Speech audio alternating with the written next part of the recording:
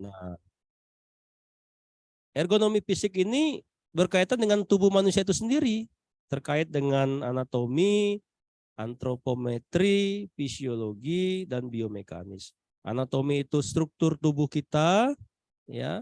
Tubuh kita adalah bagian-bagian yang disatu-satukan. Antropometri adalah bagian dari permukaan tubuh kita untuk bagaimana dia melakukan fungsinya.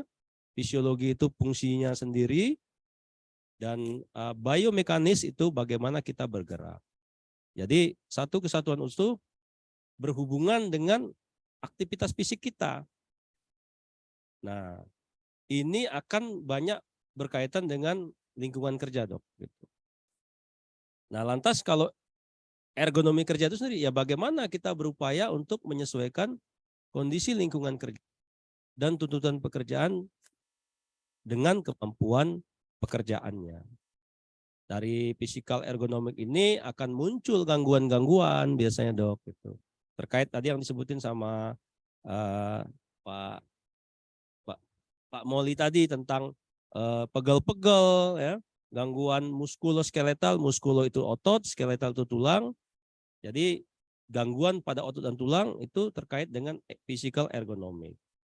Sehingga fokus area yang akan kita sentuh adalah dengan bagaimana konsekuensi dari gerakan yang berulang, ya, keamanan di tempat kerja, kenyamanan dalam penggunaan perangkat portable, bagaimana desain keyboard, ya, pada saat kita melakukan mengetik, ya, bagaimana postur kita saat bekerja serta lingkungan kerja secara keseluruhan. Sehingga ergonomi fisik ini lebih sifatnya ke pencegahan, ya, sehingga melalui evaluasi lingkungan kerja mulai dari postur sampai gerakan yang berulang. Ini yang disebut dengan physical ergonomic. Lanjut. Ada lagi ergonomik kognitif. Nah, ini bagaimana kita setting pikiran kita terkait dengan suatu hubungan dengan bekerja gitu. Bagaimana kita menganalisis kesalahan, bagaimana kita berhubungan dengan mesin, beban kerja kita, ya, kaitan dengan mental, pengambilan keputusan, bagaimana kita menahan sabar dalam tekanan di tempat pekerjaan, serta training, ya, karena berhubungan dengan desain sistem manusia. Ini lebih ke arah setting, Dok. Nanti ini penting sekali, ya. Kalau kata move apa namanya tuh yang di ini, ya, kalau Anda mau banyak cara, Anda tidak mau banyak alasan. Gitu. Ini tergabung, ini juga setting. Sehingga kaitan dengan kognitif ergonomik, dia mempelajari tentang seberapa sesuai kegunaan suatu produk seperti mesin atau komputer dengan kapabilitas kognitif pengguna. Nah, ini sebenarnya menjadi insight untuk para desainer, ya, para pimpinan, untuk memastikan suatu alat memberikan kegunaan optimal. Jadi kaitan dengan kognisi ini, dia penting nggak seberapa alat ini untuk kaitan dengan produktivitas kita, Dok. Lanjut. Nah, ini berkaitan dengan organisasi ergonomik. Ini dia lebih cenderung ke fokus kepada sistem sosio-teknikal, mencakup struktur organisasi, bagaimana kebijakan serta suatu proses organisasi. Nah, beberapa topik yang relevan seperti komunikasi, desain jam kerja, kerjasama tim, manajemen sumber daya, dan manajemen kualitas. Disebut sebagai makroergonomics, yaitu merupakan wawasan tentang bagaimana mendesain keseluruhan sistem kerja supaya terbangun iklim kerja yang efektif dan optimal. Nah, ini semua kita harus bertanggung jawab dalam level porsi pekerjaannya masing-masing, gitu, baik sebagai pimpinan, sebagai staff, dan sebagainya. Bahkan dalam unsur yang kecil pun, sekali misalnya cleaning service, dia kalau nggak tepat waktu, belum siap kita masuk toilet, bagaimana? Kita menghambat kan itu juga. Jadi semua kita saling melengkapi, tidak ada yang hebat sendiri gitu. Lanjut. Nah, ini lingkungan. Nah, ini sering mengganggu ya kita. Misalnya kita itu ada gambar tuh, nelpon keras-keras, orang terganggu tuh. Akhirnya fokus orang berubah gitu kan. Nah, dia menitik beratkan pada human capability dan capacity. Nah, kondisi-kondisi yang ada terkait dengan environmental ini biasanya ada vibrasi, temperatur, cahaya yang mengganggu. Mungkin kantor kita matahari pagi itu nyemprot bagus, tapi sisi lain kita jadi silau. Ya, itu juga mengganggu ya. Nah, atau kita ya pagi-pagi mungkin ya perlu penyegaran dulu ya. Lingkungan juga menentukan. Analisa dan evaluasi dari faktor lingkungan kerja, kemudian topik-topik yang berhubungan kondisi suhu lingkungan, kualitas udaranya bagaimana, pencahayaan dan pengukuran kebisingan dan lain-lain. Lanjut. Nah, ini Dok tadi yang disebutkan dengan tujuannya ya. Tadi Pak Moli udah nyentuh tuh. Dengan menerapkan ergonomi, maka diharapkan angka cedera dan kesakitan dalam melakukan pekerjaan tidak ada. Kalau bisa zero accident atau dikurangilah, gitu kan. Sehingga biaya terhadap penanganan kecelakaan atau kesakitan menjadi berkurang. Kemudian kunjungan untuk berobat bisa berkurang Dok. Nah, kita nggak ada pasien Dok. Jadi satu sisi dokter ada pasien, pasiennya sehat semua bagaimana Dok? Tapi kan jasa ngalir terus ya kan Dok. Nah, kemudian tingkat absentisme atau ketidakjadian juga bisa berkurang. Produktivitas, kualitas dan keselamatan kerja juga meningkat. Kemudian yang paling penting, pekerja semuanya merasa nyaman dalam bekerja. Nah, ini tujuannya Dok. Jadi prinsipnya itu adalah dari diri sendiri dulu Dok. Kalau setiap unsur bertanggung jawab dengan diri masing-masing, maka sistem itu akan bekerja sesuai dengan polanya secara kebersamaan. Lanjut. Nah, ini yang sebelum tadi ada ya sebelumnya. Nah, ini prinsip ergonomi, prinsipnya ya. Nah, menurut Bapak Baiduri dalam diktat kuliah ergonomi ada 12 prinsip. Bekerja dalam posisi atau postur normal, mengurangi beban yang berlebihan, menempatkan peralatan agar selalu berada dalam jangkauan. Jadi jangan jauh-jauh naruh-naruh itu. Oh, pas mau ngambil chargeran, cet gitu ya. Melengkung, cepret aja kan. Nyeri pinggang. Cemewew langsung Dok. Kemudian bekerjalah sesuai dengan ketinggian dimensi tubuh. Kalau kita ya semeter kotor gitu ya, jangan tinggi-tinggi naruh-naruh tempat itu. Ya kan? Atau ketinggian membungkuk jadinya. Jadi posturnya harus sesuai. Terus kurangi gerakan berulang sehingga akan terjadi satu repetitif trauma gitu. Lanjut. Nah, ini minimalisasi gerakan statik ya. Gerakan yang diam, lama duduk. Karena kita asik main komputer, diam, duduk sekian jam tiba-tiba kok sakit ya pinggang saya. Saya nggak ngapa-ngapain loh. Nah, itu fokus beban tubuh kita berubah. Minimalisasikan titik beban tadi. Ketika Anda duduk begini, maka beban tubuh kita tuh ada di pinggang. Kerjanya tinggi jadinya. Akhirnya kontraksi ototnya jadi meningkat kuat gitu. Nah, mencakup jarak ruang. Jaraknya ruangan itu berapa yang akan mengganggu kita. Kemudian menciptakan lingkungan kerja yang nyaman, melakukan gerakan olahraga dan peregangan saat bekerja. Nah, ini penting. Bisa nanti dipraktekkan Dok ya. Untuk gerakan-gerakan apa nih pada saat bekerja itu kita bisa lakukan, misalnya peregangan, stretching, olahraga ya olahraga yang sewajarnya, jangan pas main pas lagi bekerja minta olahraga basket, kacau nanti ya.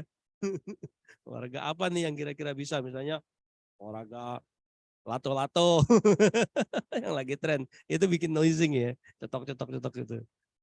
Kemudian membuat area display dan contoh mudah dimengerti. Ya, jadi lanjut. Nah, ini sama tadi prinsipnya. Lanjut. Empatnya, ya tadi pekerjaan meningkat, ya misalnya dalam kecepatan, akurasi, keamanan, dan pengurangan energi saat bekerja atau disebut energi konservasi. Jadi energi yang kita pakai itu nggak boros, sedikit tapi maksimal gitu. Nah, kalau kita terlalu jauh ngambilnya, wah jangkauannya kan, terus akhirnya kita butuh effort yang berat, sedangkan kita fokus ke satu tempat. Ambil kopi nih misalnya, coba kita tes dulu ya kopinya ya, coba tes dulu.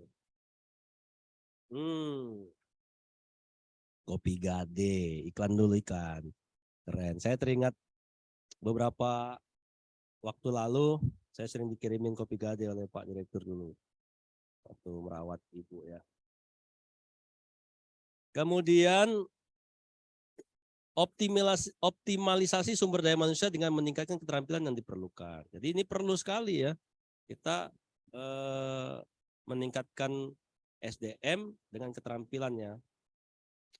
Kemudian manfaat yang lain adalah efisiensi waktu, kemudian kenyamanan karyawan. Tadi sama sih prinsipnya. Lanjut. Nah, untuk kita dok, bagaimana nih? Ya kita perlu metode ergonomi di tempat kerja, ya.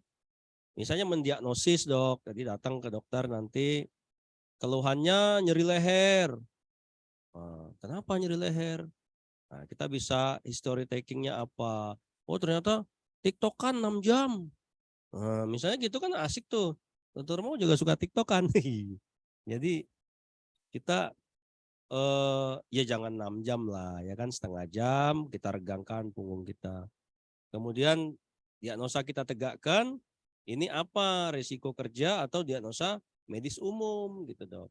Kalau misalnya kita tanya ini tadi ada target apa? Oh ini tadi ada ngerjain tugas khusus sekian jam nggak bangun-bangun dari tempat duduk sampai ada LTK-nya, bokongnya kan, jadi nggak bisa gerak lagi. Terjadilah beban yang maksimal sehingga terjadi pengkerutan dari otot.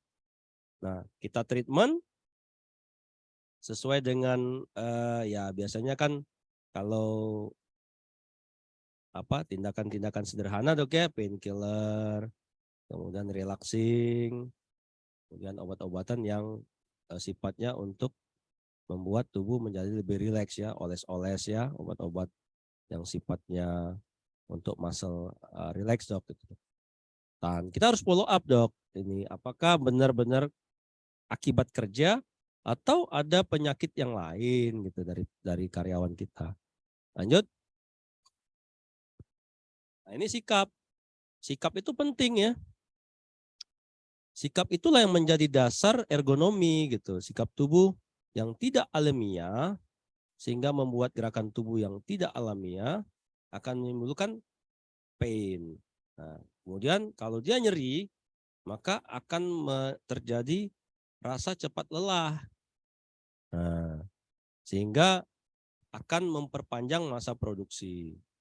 Sehingga akan mempertinggi juga biaya produksi. Inilah yang penting ya, jadi sikap. Misalnya nanti kita ada di slide belakang. Lanjut. Nah, bagaimana sih kalau sikap ergonomis? Ya, sikap ergonomis dia akan menghindarkan sikap yang tidak alamiah dalam bekerja. Jadi kita ambil posisi yang kalau sambil duduk, kita duduk yang paling ujung, bokong kita berhadapan langsung, bersentuhan langsung dengan kursi, tegakkan, atau kalau ibu-ibu biasanya diangkat satu kaki gitu ya, posisi badannya tegak, posturnya tegak. Jadi kita mengambil sikap yang mengurangi beban statis, jadi seminimal mungkin. Kemudian pembuatan penentuan kriteria dan ukuran baku peralatan kerja. Jadi ini kaitan dengan apa ya, divisi yang menyiapkan pengadaan ya. Jadi dilihat juga dong kalau karyawannya itu agak rendah ya kursinya jangan terlalu tinggi atau sebaliknya ya. Ini juga mengganggu atau harus peka juga gitu kita sebagai karyawan. Oh nggak bisa nih saya ketinggian nih gitu. Kemudian dapat dilakukan sikap berdiri dan duduk secara bergantian. Jadi kita langsung ada begitu sudah mulai agak berat, pinggang kita kemeng, kita berdiri. Ya, berdiri, posisi pegang belakang kita, tarik napas, hembuskan ke atas gitu sambil kita relaxing 1, 2, 3 putar. Ini sudah masuk ke dalam apa ya untuk stretching sebetulnya, tapi yang sederhana pada saat kita sedang bekerja. Lakukan tindakan-tindakan seperti itu sesering mungkin untuk mengurangi beban statik, Dok. Gitu. Lanjut. Nah, ini kelanjutan tadi. Jadi kalau kita duduk itu ada untung ada rugi juga nih. Kalau untungnya itu kelelahan pada kaki kita berkurang karena kita nggak membebani tubuh kita dengan kaki. Terhindar sikap yang tidak alamiah. Kemudian energi berkurang. Nah, ini untungnya, tapi ada ruginya. Kalau terlalu sering duduk, otot perut kita jadi lembek. Nah, ini bahaya. Core muscle kita jadi lembek. Kalau dia lembek, maka beban dia untuk menyokong pinggang jadi kurang. Sehingga pinggangnya terancam. Nah, kemudian karena sering duduk, punggung kita jadi melengkung, Dok. Jadi melengkung Bapak Ibu sekalian ya. Melengkung akhirnya merubah postur.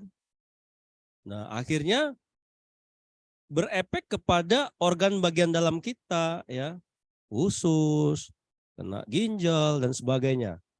Nah, ini jadi jangan main-main dengan sikap. Sikap itu akan mempengaruhi secara umum postur kita. Lanjut. Nah, ini yang benar ya. Yang zaman dulu ini sih, karena komputernya masih begitu ya kan. Sekarang komputernya sudah pada laptop semua ya. Nah itu ada posisi di mana tulang bukung tegak lurus, ketinggian dari kursi juga disesuaikan dengan ketinggian lutut sampai kaki kita dicocokkan. Ya, ini sangat individual ya. Nggak bisa kita sama rata gitu, sama rasa nggak bisa. Ada yang tinggi, ada yang kita ngelebar ke samping ya, perkembangannya ke samping Pak, seperti saya inilah ya. Jadi ya maaf aja ya, rawan, hati-hati termasuk di dalam kendaraan juga ya, di mobil ya, kita lihat harus sesuaikan ergonomi tubuh kita karena kalau macet lama itu loh, di jalan juga akan mengganggu. Itu juga di kantor aku biasa-biasa aja tapi di jalan macet lama, minggir nggak bisa apa nggak bisa, terjadi peningkatan stres pada otot-otot tulang belakang. Lanjut. Nah ini juga sikap duduk dan berdiri yang diharapkan ya atau ergonomis. Bisa dilihat tuh kan kayak tentara sikapnya. Wah, tapi juga bukan berarti itu harus statik begini ya guys. Alirin naikin bahunya, noleh kanan kiri, buka mata, tutup mata, lihat dekat, lihat jauh. Nah, itu juga sikap. Jadi kita jangan melotot terus sampai exophthalmos, otot mata kita tuh sampai mendelik. Nah, ini juga akan mengganggu sakit kepala nanti. Ya, lihat jauh, lihat dekat, 50.000, 100.000, 50.000, 100.000 gitu kan, seger ya kan. Iya kan. Nah ini, kalau niatnya 5.000 terus ya pusing juga ya kan. Ya bagaimana Pak Muli ya? Iya tuh. Lanjut. Nah ini sikapnya yang tidak baik, lihat tuh. Lama-lama jadi dinosaurus semua ya kan. Tuh lihat tuh. Ada sih yang benar, tapi ibu ini posisinya dijepitnya begitu HP-nya. Jadi dia lihat HP, dia begini tuh posisinya tuh, lihat tuh. Saya nggak punya pointer ya, ada pointer. Jadi apa? Itu juga akan mengganggu neck pain ya, nyeri leher. Tuh lihat, rata-rata bermasalah di leher. Ini Ini pasti pekerja keras semua ini. Nggak mungkin kalau pekerja ringan ya kan. Coba punya target, isi kepalanya penuh dengan ini kayak Pak Mul itu, isi kepalanya banyak dengan rencana tuh. Mengingat, menimbang, nggak diingat, ditimbang, dicuekin ya kan. Nggak diterusin ya. Nah ini akan mengganggu nih. Lanjut. Nah ini juga sama sih ya. Cuman tadi cowok ini cewek ya kan. Nah, sikap berdiri berjalan juga mengganggu. Kalau saya ya sebagai dokter rehab, saya bukan lihat bokong perempuan aja, saya lihat oh ini ibu ini gangguan pada gluteus medius ya, bahasa medisnya itu bokong tengah, imbalance ya. Jadinya toel. Kita udah pastikan pasti terjadi gangguan keseimbangan menyebabkan nyeri bokong. Iya, bukan dia sengaja tuh goel kayak bebek gitu, bukan. Memang nyahan nyeri. Nah, itu saking kita paham ilmu ergonomi, kita tahu oh ini karyawan ini udah mulai terganggu nih. Sini dulu. Kenapa pinggang lu? Sakit nih. Obat cepet. Sebelum terjadi pengkakuan. Kalau pengakuan nggak apa-apa, diakuin ya kan. Kalau pengkakuan, nah nggak enak ya kan. Nah, akhirnya harus kita kendorin cepet. Nah gitu. Nah, jangan sampai terjadi gerakan yang melambatkan kaki jadi pelan dok. Jadi step pitch ya dok. Pernah lihat kan jalan orang yang titit gitu? Itu karena area bokongnya, core muscle-nya kenceng, spasm ya atau kaku. Kenapa? Ya, saya sampaikan lagi satu hal pada Bapak Ibu sekalian, bahwa otot diciptakan Tuhan untuk sebagai mekanisme of protection tubuh kita. Begitu dia kencang tanpa kita gerakkan, maka dia akan pasti ada masalah di hulunya. Nah, kenapa? Dia alarm nih. Oh, berhenti. Udah tegang kian ini, kata orang Medan. Biar apa kali? Diapakan juga. Iya kan? Biar nggak apa kali ya kan? Nah, ini sudah harus berhenti. Kalau Anda paksa, akan terjadi spastik yang kuat dan penjepitan pembuluh darah kecil. Lama-lama dia akan mengganggu ini kita, pain memory. Terbentuk satu pain memory. Jadi rangkaian tadi, maaf aja ya, kadang-kadang orang ngejar target, wah ini. Dia melupakan tubuh dia. Lama-lama tersiksa, marah dia ototnya. Otot punya hak, ya, punya hak untuk direlaksing. Ya. Nah, ini banyak kelanjutannya, nanti kita lanjutkan dulu, slide-nya banyak ini. Lanjut. Nah ini contoh produk yang tidak ergonomi, nyaman memang. Nih kursi Marilyn Chair, wah Weijel Usaid Chair, ini semuanya kursi enak semua nih. Enak tuh belum tentu ergonomi. Tapi yang saya pakai ini ergonomi nih. Enak nih, bisa muter-muter, tegak ya kan. Keren nih dok, makasih dok Moli ya. Ini Bapak Ibu sekalian bisa lihat, luar biasa, waspadai di rumah kalau ada jual aja. Enggak bercanda ya. Ya silakan dihibahkan. Lanjut. Ini sikap berdiri. Sikap berdiri juga ada untung rugi juga gitu kan. Tadi kalau untungnya dengan kita berdiri itu otot perut kita jadi tidak kendor. Sehingga tulang belakang tidak mudah rusak atau tidak rusak bila mengalami pembebanan. Tapi otot kaki kita cepat lelah kalau kita berdiri.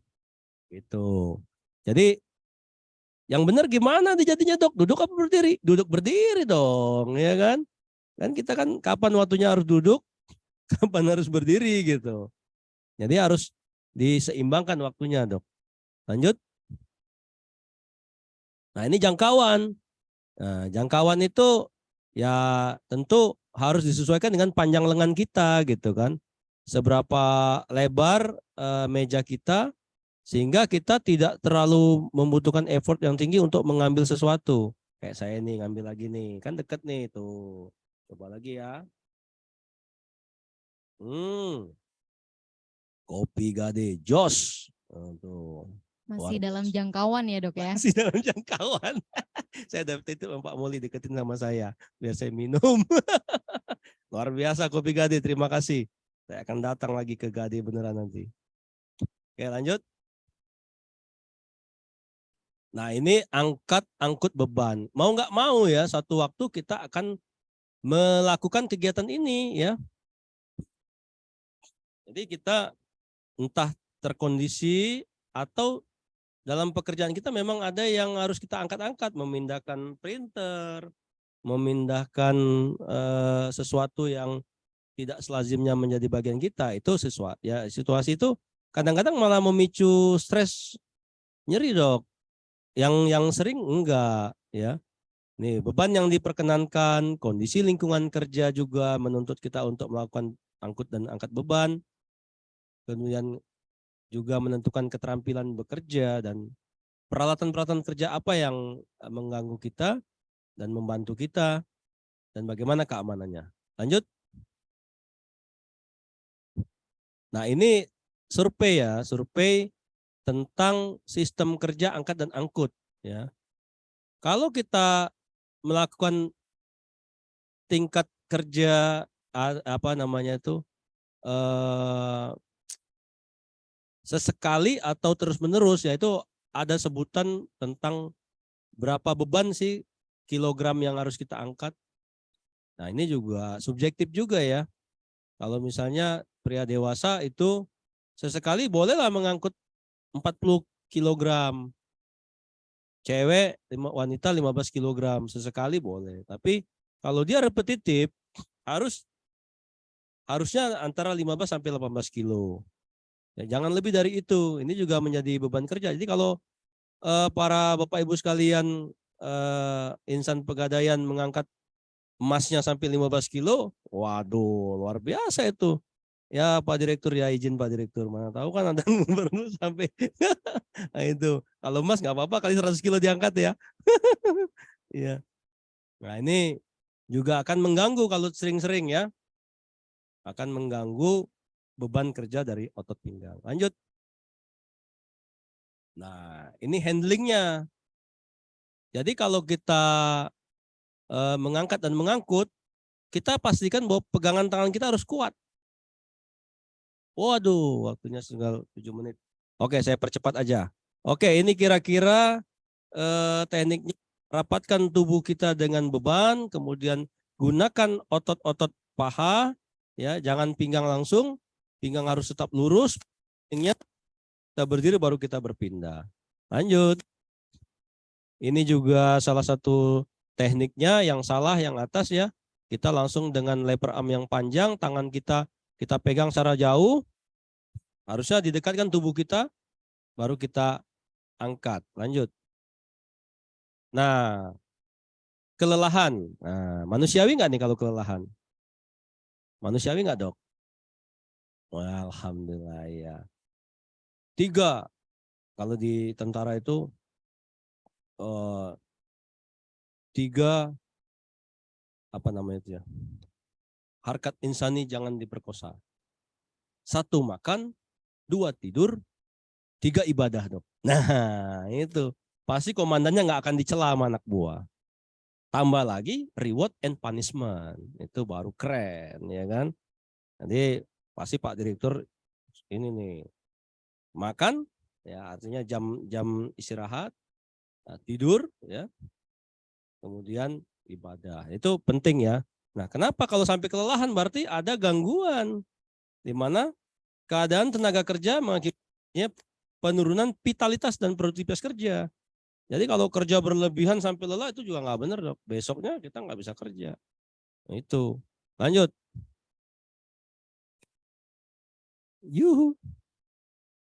Nah, ini jenis kelelahan ya. Ada kelelahan umum, ada kelelahan khusus otot dok. Ya.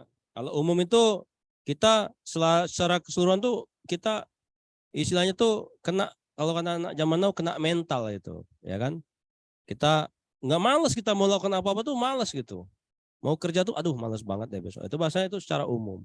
Tapi kalau stres otot, dia eh, tekanan fisiknya jadi berkurang gitu. Gerakan itu berkurang dan kita banyak melakukan kesalahan. Jadi kalau ada orang banyak melakukan kesalahan dalam suatu kegiatan, mesti kita tahannya, dia pasti mungkin lelah dok, gitu mungkin ya. Bukan melelahkan diri, enggak juga ya. Lanjut. Nah, ini faktor-faktor kelelahan ya. Bisa dibaca intensitas dan durasi kerja fisik dan mental yang berlebihan kan. Lingkungan kerja yang menuntut dia harus ini bekerja berat. Irama metabolisme tubuhnya juga jadi terganggu. Terus ada masalah psikologis, juga gampang lelah kalau kita ada psikosomatik kan. Psikosomatik itu kita sepertinya sakit padahal kita uh, pikiran kita psikis saja. Terus masalah gizi ya, karena diet, Pak Muli ya, kita diet tiba-tiba uh, akhirnya kurus enggak, sakit iya kita dok. Jangan itu, bahaya itu ya. Lanjut. Nah ini kelelahan tadi juga sampaikan ada metabolisme, lingkungan kerja, kinerja fisik, mental, psikologis, penyakit gizi dan kita harus keluar dari zona lelah ini untuk segera sembuh ya. Lanjut. Nah, ini posisi-posisi yang bisa menghasilkan kelelahan. Mengangkat berulang, pekerjaan dengan objek yang letak di atas kepala kerja, kepala pekerja, jadi di atas kita ketinggian itu ya, dalam waktu yang lama. Membungkuk juga bisa membuat kita mudah lelah. Lanjut. Nah, bagaimana kita mencegahnya, Dok? Gitu. Nah, ini gunakan waktu yang istirahat yang benar, jangan main waktu istirahat main HP ya kan. Akhirnya kerja lagi, main HP itu kerja Pak. Coba Anda, coba pingin lihat saya positioning orang main HP. Gak ada yang benar, jarang main HP itu gak gitu. Ya Dok ya, pasti begini lele ya itu kan. One positioning pasti, one positioning is enak kan. Gak ada orang HP ergonomi main HP. Wah, ketahuan sama itu sebelahnya, rahasianya. Dan koordinasi yang baik antara pimpinan dan karyawan, ya. Pak, izin Pak, waktunya isoma Pak. Berani ngomong sama komandan, ya kan? Isoma, ya kan? Istirahat dulu Pak. Otak saya udah mau pecah nih Pak. Kita harus berani menegur pimpinan kalau dia ini. Kalau enggak, kalau nanti kita sakit siapa? Yang rugi komandan juga. Ya. Harus berani kita. Harkat insani jangan diperkosa. Satu makan, tidak tidur, 3 ibadah. Nah, tambah reward punishment, mantap itu. Mengusahakan kondisi lingkungan kerja sehat, aman, nyaman, dan selamat. Selamat yang penting. Ya kan? Aman, nyaman, tapi nggak selamat percuma. Iya. Kemudian mengusahakan sarana kerja yang ergonomis, memberikan kesejahteraan dan perhatian yang memadai ini untuk pimpinan ya. Kemudian rekreasi bagi seluruh karyawan. Jos baru. Pasti lelahnya hilang. Healing ya kan. Lanjut. Kemudian penyakit-penyakit yang terjadi akibat kerja ya ini biasanya disebut dengan kumulatif trauma disorder dok atau CTD ya. Nah ini mulanya dia kecil dok, misalnya dokter ngangkat sesuatu yang apa ya, yang tidak lazim gitu ya, kecil, nyeri kecil, dokter ikutin terus lama-lama akan menjadi satu repetitif trauma atau trauma berulang yang mengakibatkan peradangan pada ujung dari otot atau disebut tendon, tendinitis. Nah, itu pada gambarnya Anda bisa lihat ya rata-rata ada CTS ya, carpal tunnel syndrome atau penjeratan pada urat saraf di lengan kita. Ini khas pada pekerja atau bahunya karena terlalu mengangkat yang letaknya lebih tinggi gitu kan. Atau di telapak kakinya karena dia menggunakan sepatu yang tidak memadai kan. Mau kerja pakai sepatu high heel misalnya gitu kan. Kepletot gitu kan. Biar gaya dikit tiba-tiba pletot gitu kan. Iya, sakit pinggang, sakit semua gitu juga ini diperhatikan. Tapi kalau di Pegadaian saya lihat udah pakai cat semua ya. Keren ya. Lanjut. Nah ini contoh-contohnya tendinitis, yaitu tendon yang meradang, ada RCT, rotator cuff tendinitis, bahu, atau sering disebut dengan frozen shoulder ya, pada ini ada tenosynovitis, kemudian ada carpal tunnel syndrome ya, di penggelangannya tuh terjadi peradangan, ada peradangan di siku, epicondylitis atau tennis elbow biasanya, ada white finger, pembuluh darah di jari yang rusak. Ini semua akibat kerja. Lanjut. Nah, ini tadi sama trauma jaringan timbul karena overexertion, proses penggunaan yang berlebihan, overstretching, peregangan yang berlebihan, dan overcompression, proses penekanan yang berlebihan. Jadi jangan terlalu banyak ditekan, ya kan? Agak kendor-kendorin sedikit, ya kan? Bahaya kalau terlalu kencang kan. Lanjut. Nah ini solusinya, peregangan dan stretching. Ya, saya sebenarnya ingin memberikan ini nih, workshopnya nih, peregangan sama siapa nih? Sama dokter. Iya kan? Back extension tadi ya. Nah, Bapak-bapak insan pegadaian boleh praktekin ya. Nah, kalau di sana itu dilebarkan dadanya. Tapi kalau saya biasanya saya pegang pinggang saya, jadi biar hati-hati pegang.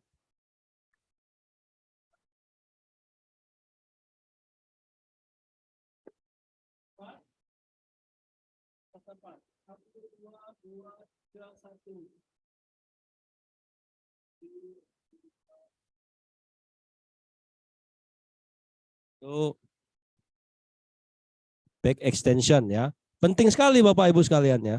Jadi usahakan maksimal di 1 jam lah Anda duduk lama. Kalau bisa sih setengah jam langsung berdiri, lakukan back extension. Nah ini kan udah enak nih tuh. Saya lumayan langsung dipraktekin ya. Sudah berapa menit ini saya. Kemudian Ini 3 neck kali ya forward. dok ya? Iya, ini penting dok. Neck forward, ke depan, kanan, ke kiri, ya. Dengan satu tangan, 1, 2, 3, 1. Ayo praktekin, 1, 2, 3, 2. Nah, elbow luruskan tangannya, tarik, pegang satu tangan.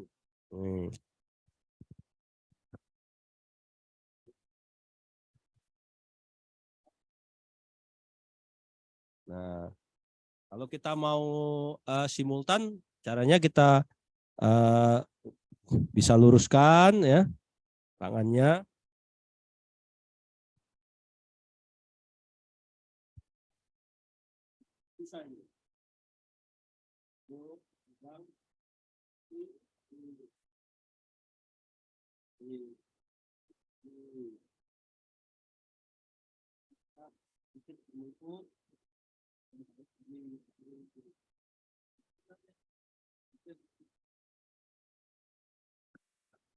Ya, ada shoulder over, shoulder cross, shoulder back.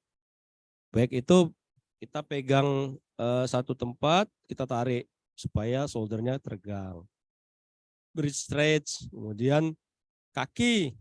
Nah, forearm raise. Ini yang sering juga forearm raise.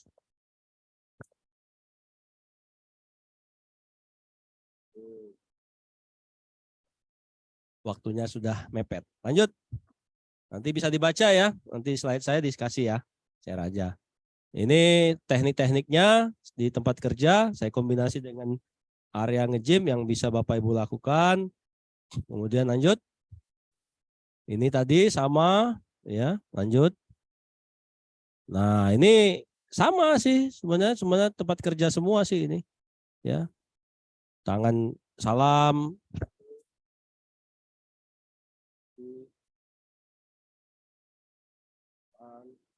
Itu penting nih.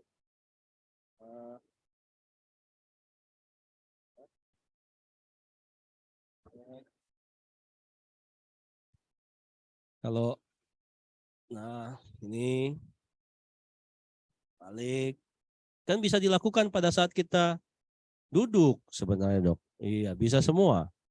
Iya bisa dok, ini Iya. bisa sambil duduk. Jadi ini untuk peregangannya tiap 1 jam tadi ya dok ya? Maksimal. Maksimal. Seseringnya nggak apa-apa. Tapi jangan terus senam-senam semua marah Habis nanti direktur. waktunya ya dok ya? Iya. Lanjut. Nah ini penguatan ya. Jadi selain peregangan Bapak Ibu sekalian, Bapak Ibu harus melakukan penguatan ini di rumah aja. Ya, lanjut. Nah ini teknik sama tadi sih hampir sama ya, tapi ini bisa kita lakukan untuk yang lebih fokus ya. Lanjut.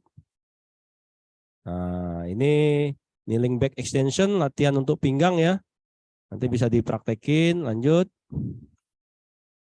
Ini juga sama, ini cuman ini cenderung untuk latihan di rumah ya. Dan nggak mungkin kita di lantai terus begitu ya. Lanjut. Ini juga modified sit side straddle. Lanjut. Knee to chest. Nah ini paling cocok untuk sakit pinggang nih. Knee to chest. Lakukan posisi supine berbaring, angkat satu lutut, tarik. Ini juga penting ya sebenarnya. Habis kali kita Bisa sih habis sholat berbaring. Kalau saya habis sholat tuh saya pasti lakukan ini karena saya memang saya sendiri kena HNP ya. Ya. Oh berada. Mau cobain? Oke. Bisa nggak tidur sini? Jangan ya. Oke oke oke. Kasihan ya. Iya iya bahaya. Iya iya nanti aja ya. Lanjut. Lanjut. Nah ini bird dog ya. Ini sering kita lihat pada aktivis gym ya. Juga untuk latihan back extensor rata-rata semua untuk pinggang ya, pinggang dan punggung. Lanjut. Oh, insan pegadaian yang sering pilates pasti tahu. Ini plank bagus sekali ini ya. Kalau masih bisa melakukan ini luar biasa ya.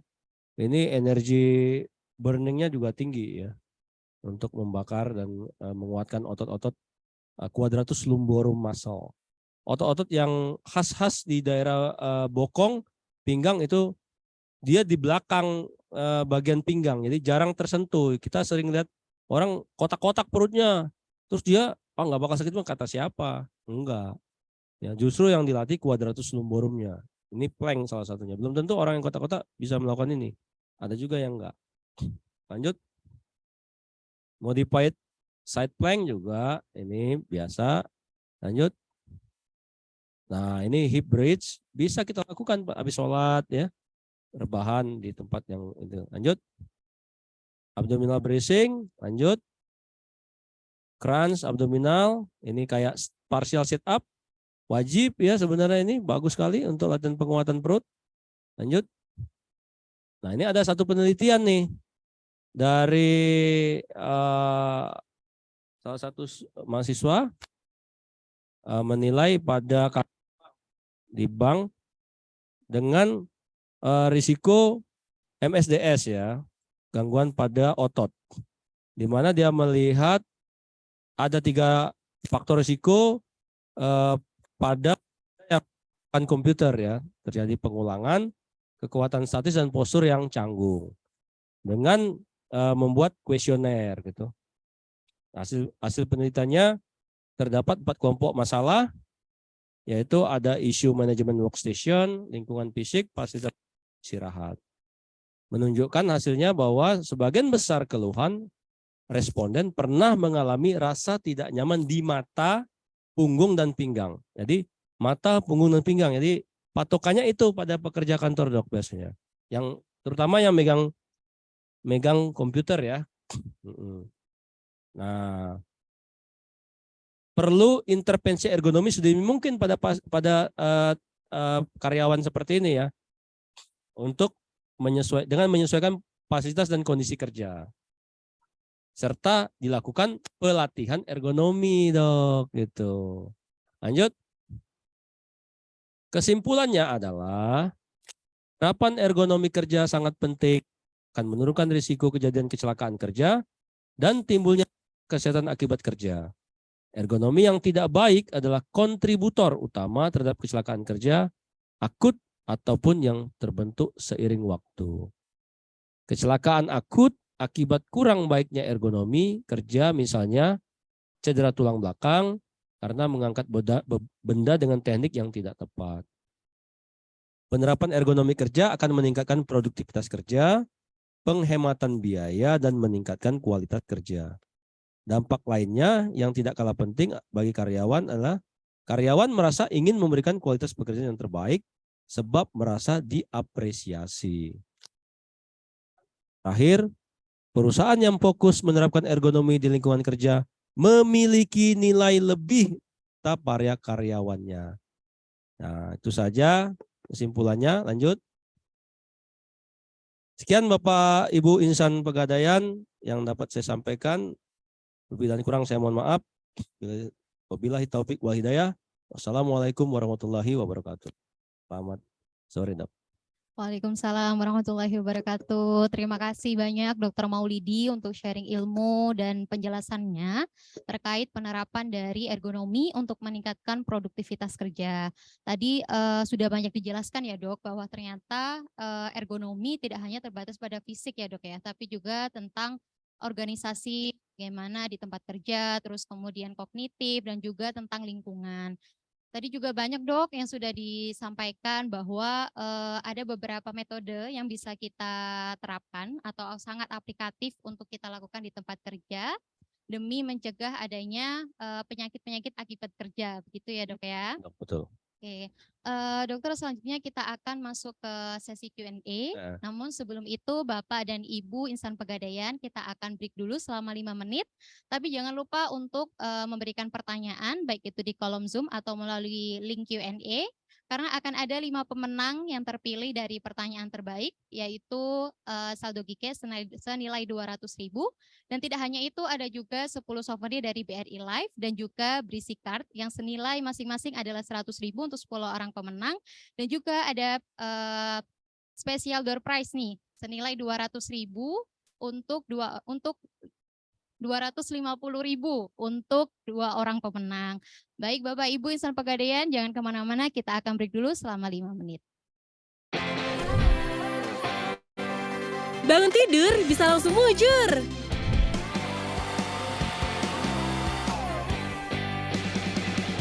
Tetap bisa siaga walau ada hal tak terduga.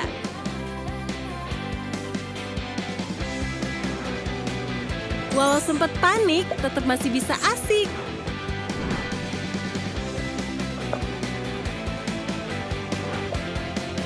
Waktunya ngecil sambil ngemil. Paket.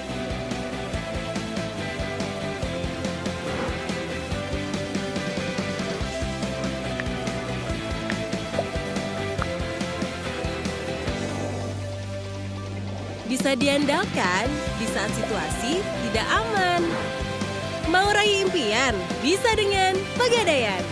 Dengan Pegadaian Digital, semua urusan jadi mudah. Ayo download aplikasinya.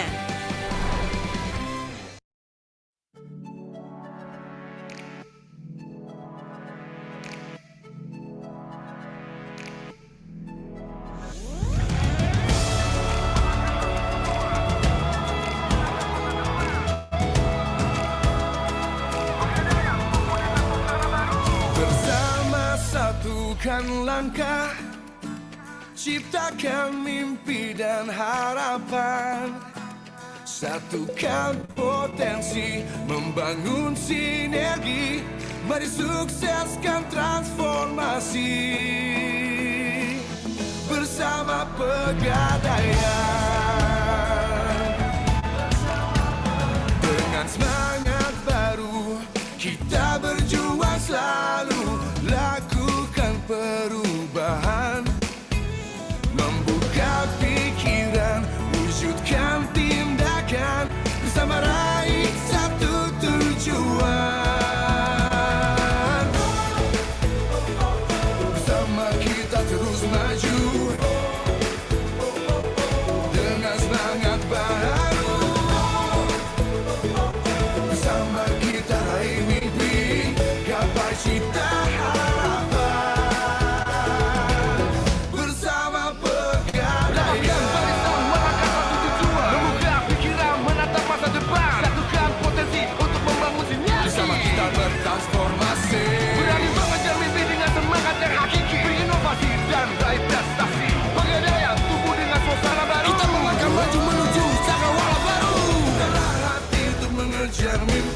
Satu visi transformasi, bersama lakukan perubahan, kita pasti bisa.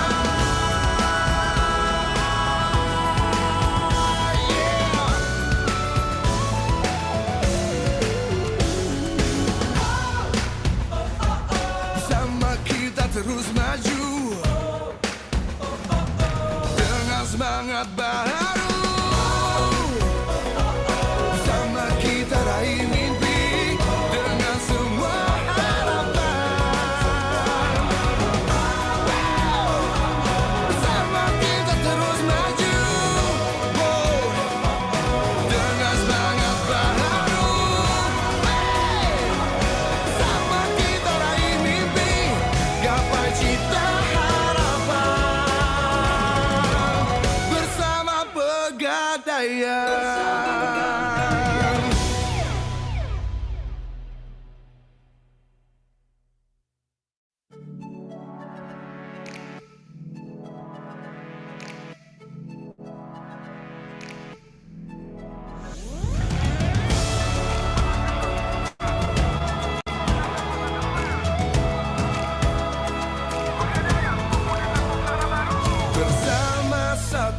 satukan langkah, ciptakan mimpi dan harapan.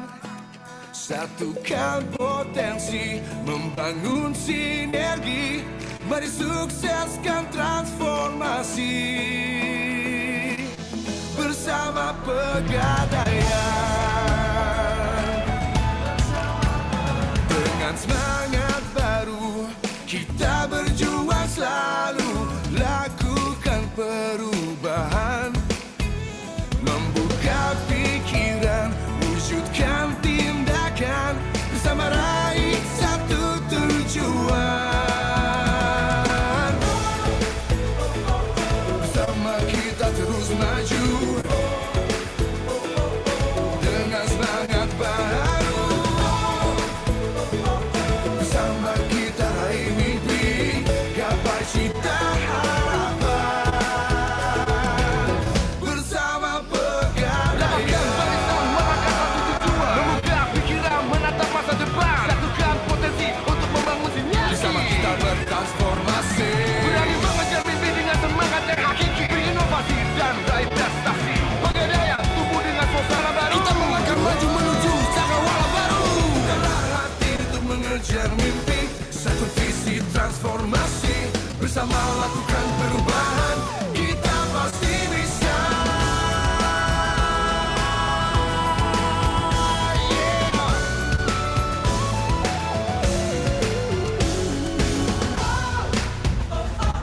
Bersama kita terus maju dengan semangat baru. Bersama kita raih mimpi dengan semua harapan. Bersama kita terus maju dengan semangat baru. Bersama kita raih mimpi, gapai cita harapan. Bersama Pegadaian.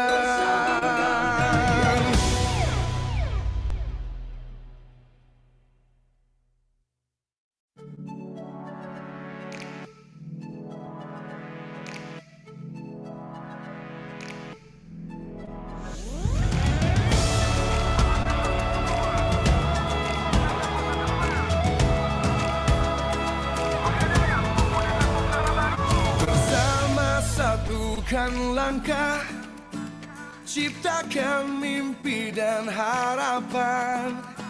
Satukan potensi, membangun sinergi. Mari sukseskan transformasi bersama Pegadaian. Dengan semangat baru, kita berjuang selalu lakukan perubahan, membuka pikiran, wujudkan tindakan, bersama raih satu tujuan. Bersama kita terus maju dengan semangat baru. Bersama kita raih mimpi, gapai cita harapan. Bersama Pegadaian. Membuka pikiran, menatap masa depan. Satukan potensi untuk membangun sinergi. Bersama kita bertransformasi. Berani mengejar mimpi dengan semangat yang hakiki. Berinovasi dan raih prestasi. Pegadaian tumbuh dengan suasana baru. Kita melangkah maju menuju cakrawala baru. Dengan hati untuk mengejar mimpi, satu visi transformasi. Bersama lakukan perubahan, kita pasti bisa.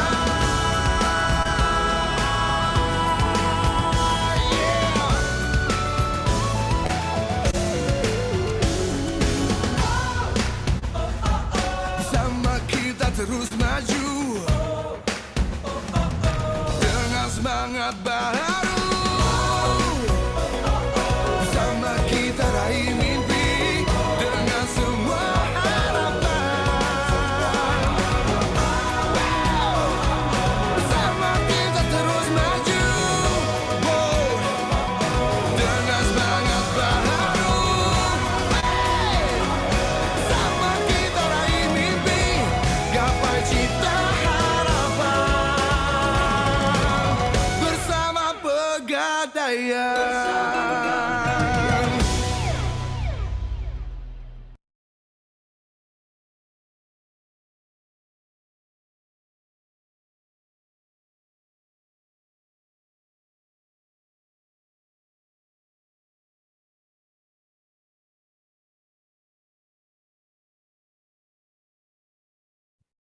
Baik, Bapak dan Ibu insan Pegadaian, kita kembali lagi setelah tadi kita sudah break 5 menit ya. Mungkin dari Bapak Ibu sudah mulai stretching dan teman-teman yang di studio tadi juga langsung nih praktek tentang stretching. Bagaimana Pak Moli? Lentur ya Pak ya, nyaman ya? Lemes. Oke, alhamdulillah. Jadi Bapak dan Ibu, kita akan masuk sesi Q&A dan saya ingatkan kembali bahwa nanti akan ada 5 pertanyaan terbaik yang terpilih untuk mendapatkan saldo GCash senilai 200.000 dan akan ada door prize Breezy Card senilai 250.000 untuk 2 orang pemenang. Jadi dari sekarang Bapak dan Ibu silakan untuk merename nama yang ada di Zoom dengan format nama _ unit kerja. Karena akan dipilih secara langsung nanti silakan untuk raise hand di saat sesi pembagian door prize ya. Oke, Bapak dan Ibu mungkin kita bisa mulai untuk pertanyaan yang pertama.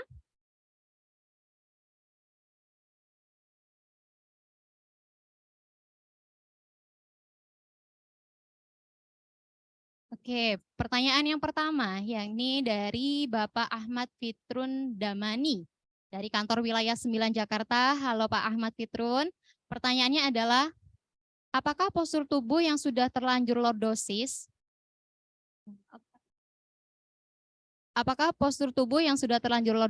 dan forward head masih bisa diperbaiki atau disembuhkan?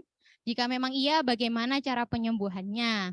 Wah, ini pertanyaannya spesifik ya Dok ya, untuk yang mengalami lordosis dan forward head. Monggo silakan Dr. Maulidi untuk Baik. ditanggapi. Terima kasih Bapak Ahmad Fitrun Damani ya, luar biasa. Pertanyaannya mengarah ke bidang saya memang ya. Apakah postur tubuh yang sudah terlanjur lordosis, forward head masih bisa diperbaiki atau disembuhkan? Bagaimana cara penyembuhan?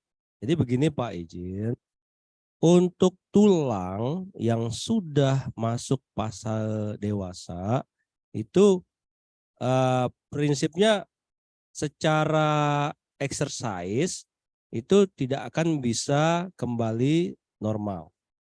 Ya, dia udah matang istilahnya. Tapi yang kita akan reposisi adalah tentang kencangnya otot. Jadi akibat lordosis itu akan terjadi penarikan otot. Penarikan otot yang tidak seimbang mengakibatkan penekanan pada pembuluh darah kecil yang area lordotiknya itu. Sehingga kita harus pahami bahwa ini biasanya induced pain Dok.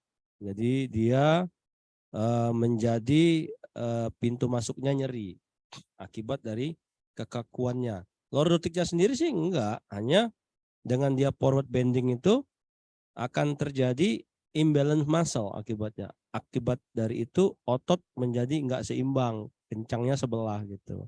Nah, bisa enggak disembuhin? Kalau kita bicara struktur, maka dia tidak akan bisa kembali normal seperti tulang belakang normal. Tapi kita akan mengatasi keluhannya. Biasanya terjadi kekakuan otot, nyeri pada back. Nah, itu kita atasi. Bagaimana caranya? Kita melakukan senam-senam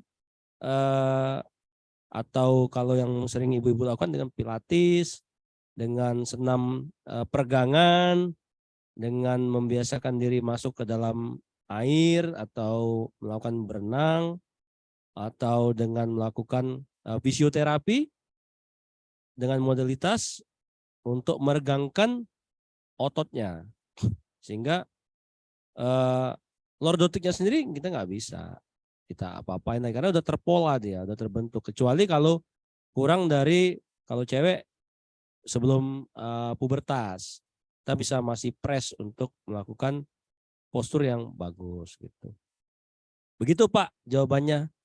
Bapak bisa lanjut ke bagian rehabilitasi atau ortopedik atau neurologi, bisa untuk konsultasi selanjutnya untuk program-program terapinya begitu.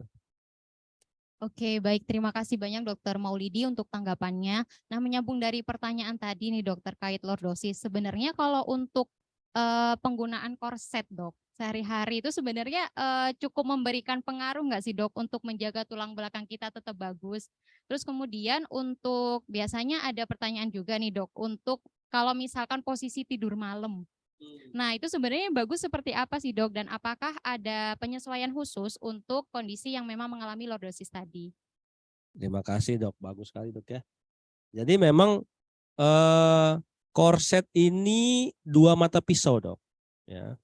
Satu sisi dia mensupport supaya stabilitas tulang itu menjadi lebih baik.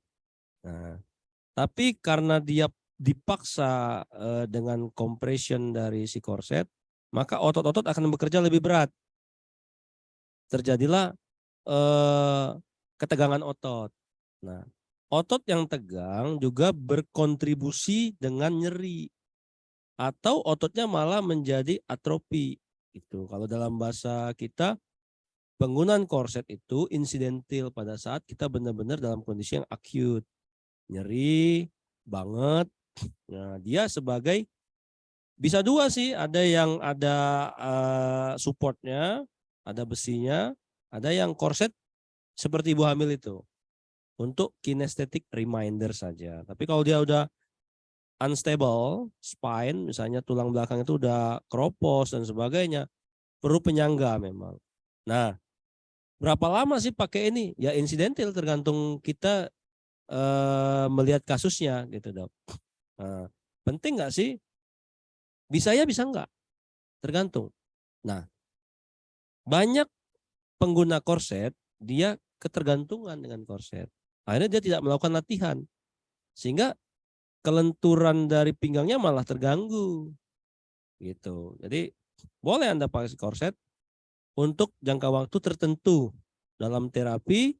Setelah dia pain-nya rilis, usahakan korsetnya dibuka, kita melakukan latihan. Yang seperti pada gambar tadi gitu. Penting untuk membangun atau me-workout kembali otot-otot dasar panggul, otot-otot pinggangnya supaya kedudukan si tulang pinggang itu menjadi lebih stabil gitu. Nah, satu lagi tadi apa tadi? Yang terkait posisi tidur dok. Oh, tidur. Ya, kalau tidur itu memang sarananya juga harus kita lihat. Biasanya tempat tidur yang empuk itu membuat lengkung tubuh kita menjadi lebih lebar gitu.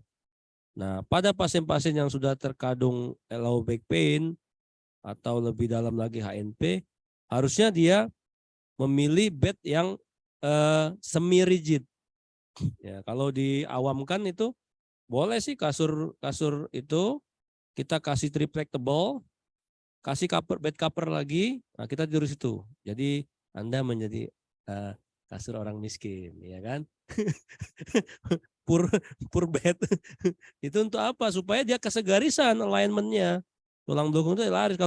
Kalau yang kasur apa namanya itu spring itu dia melengkung dia. Nah, akhirnya apalagi kayak kita yang punya bobot agak berat, bebannya ikut dengan postur itu. Nah, bagaimana tidur malam caranya ya? Bisa sih forward bending, posisi berbaring ke samping kanan kiri dengan mengambil bantal untuk menjaga intinya tulang belakang harus posisi lurus dok. Ya, kalau bisa sih miring ya. Kalau kasurnya rigid tadi boleh terentang supine, karena dia pasti lurus. Tapi kalau kasurnya sendiri sudah lembek, udah gitu, nggak ada keras-kerasnya lagi, dia akan melengkung lama-lama dalam berapa jam biasanya kita tidur efektif 7 jam ya. Lumayan itu akan membantu, akan membuat pengerasan dari otot. Gitu dok. Baik, terima kasih banyak dok. Jadi memang penggunaan untuk korset ini harus benar-benar mindful ya dok ya, karena sebenarnya utamanya itu aktivitas kalau kita bisa ya dok. konsultasi dulu. Konsultasi dulu. Jadi kita harus assess dulu ini back pain-nya dari mana? Dari tulangnya kah? Dari ototnya saja kah? Dari gabungan psychological juga kah gitu. Sehingga berapa lama kita harus pakai gitu. Ini penting ya. Jangan sampai Anda addict atau habit dengan alat itu Malah Anda seperti robot, nggak bisa bergerak. Nah, itu nggak bagus juga kan. Kita harus menjaga kelentukan atau kelenturan dari tulang belakang kita, pengencangan dari otot perut kita, sehingga inti perut kita atau core muscle kita kokoh. Nah, ini modal utama nih untuk mengatasi gangguan nyeri pinggang sebenarnya. Bukan cuman kita dengan pakai korset, minum painkiller selesai. Enggak. Itu dok. Oke, baik dokter. Jadi memang harus konsul dulu ya dok ya. Jangan sampai kita cuma lihat di internet atau mungkin terpengaruh sama influencer-influencer gitu ya dok ya. Jadi mengambil keputusan pribadi. Oke, baik Bapak Ibu insan Pegadaian, ini diskusinya lebih mendalam lagi dan lebih menarik. Mungkin kita boleh lanjut ke pertanyaan yang kedua. Pertanyaan yang kedua kali ini dari Ibu Mia Titin dok. Dari unit kerja ke sekretariat perusahaan. Selamat siang Dr. Maulidi Abdillah. Tema hari ini sangat menarik sekali dan mengingatkan kita untuk aware sama diri sendiri. Saya punya pertanyaan dok, bagaimana membedakan sakit akibat kebiasaan atau sikap yang tidak baik saat bekerja dengan adanya indikasi gejala sakit yang lain?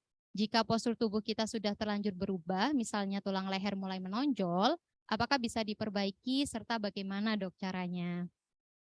Silakan Dokter Maulidi. Terima kasih Bu Mia, ini keren ya pertanyaannya ya. Sudah masuk nih doktrin ergonominya. Iya dok, sudah mulai Sudah masuk mulai ini. menyadari ya. Syukur alhamdulillah ya, karena kita harus aware sama diri kita dulu memang ya. Tentu untuk membedakan ini sakit karena sikap postur yang salah atau memang ada gangguan akibat hal yang lain ya, apakah itu tadi HNP ya, HNP itu saraf kejepit di mana ruas tulang belakang kita itu dia keluar dari jalur dan menekan sumsum tulang belakang mengakibatkan akar saraf kita terjepit di situ sehingga kontribusi atau mengeluarkan nyeri. Nah, kalau hal semacam ini levelnya udah bukan ergonomi. Kita harus lakukan tindakan intervensional dengan melakukan banyak pendekatan ya secara spesialistik. Tapi kalau ergonomi biasanya begini, tadinya nggak sakit gitu ya.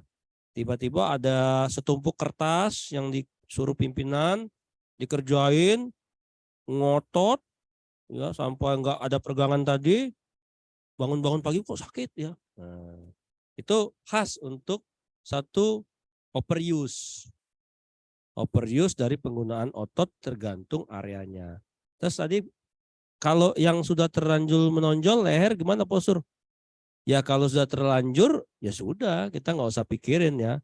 Kita prevent postur biasa bisa. Mungkin kita menggunakan shop collar neck. Ya, shop collar neck yaitu penyangga lunak leher, sifatnya untuk kinesthetic reminder dok. Jadi bukan untuk sebagai tulang patah, bukan, tapi kita mengingatkan bahwa postur yang baik itu seperti ini. Nah, tegak, dulu kan. Nah, kalau kita kan biasa cenderung kan agak nunduk ya. Terus kita mengingatkan juga kalau kita menggunakan HP. Biasanya kita kan ya nggak mau dilihat orang ya, kita nunduk ngomong-ngomong, wah. Itu juga dari sudah membiasakan diri untuk membuat kerja otot leher kita meningkat. Dramatis banget. Dan itu ya kalau zaman now itu ya makin tinggi orang menggunakan HP, resiko untuk trigger finger kan. Biasanya kan jempol kita mainkan terus kan. Repetitif trauma, kemudian neck pain, ya nyeri leher yang karena posisi yang lama itu makin meningkat. Nah, sehingga ergonomi bisa masuk di situ. Tapi sekali lagi saya sampaikan, struktur yang kadung berubah, kita tidak akan bisa perbaiki lagi, sudah terlanjur. Paling kita jaga sikap postur kita agar otot-ototnya tetap terjaga.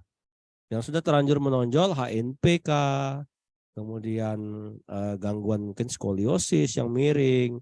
Sekarang saya di rumah sakit saya, kejadian anak-anak dengan skoliosis meningkat datang.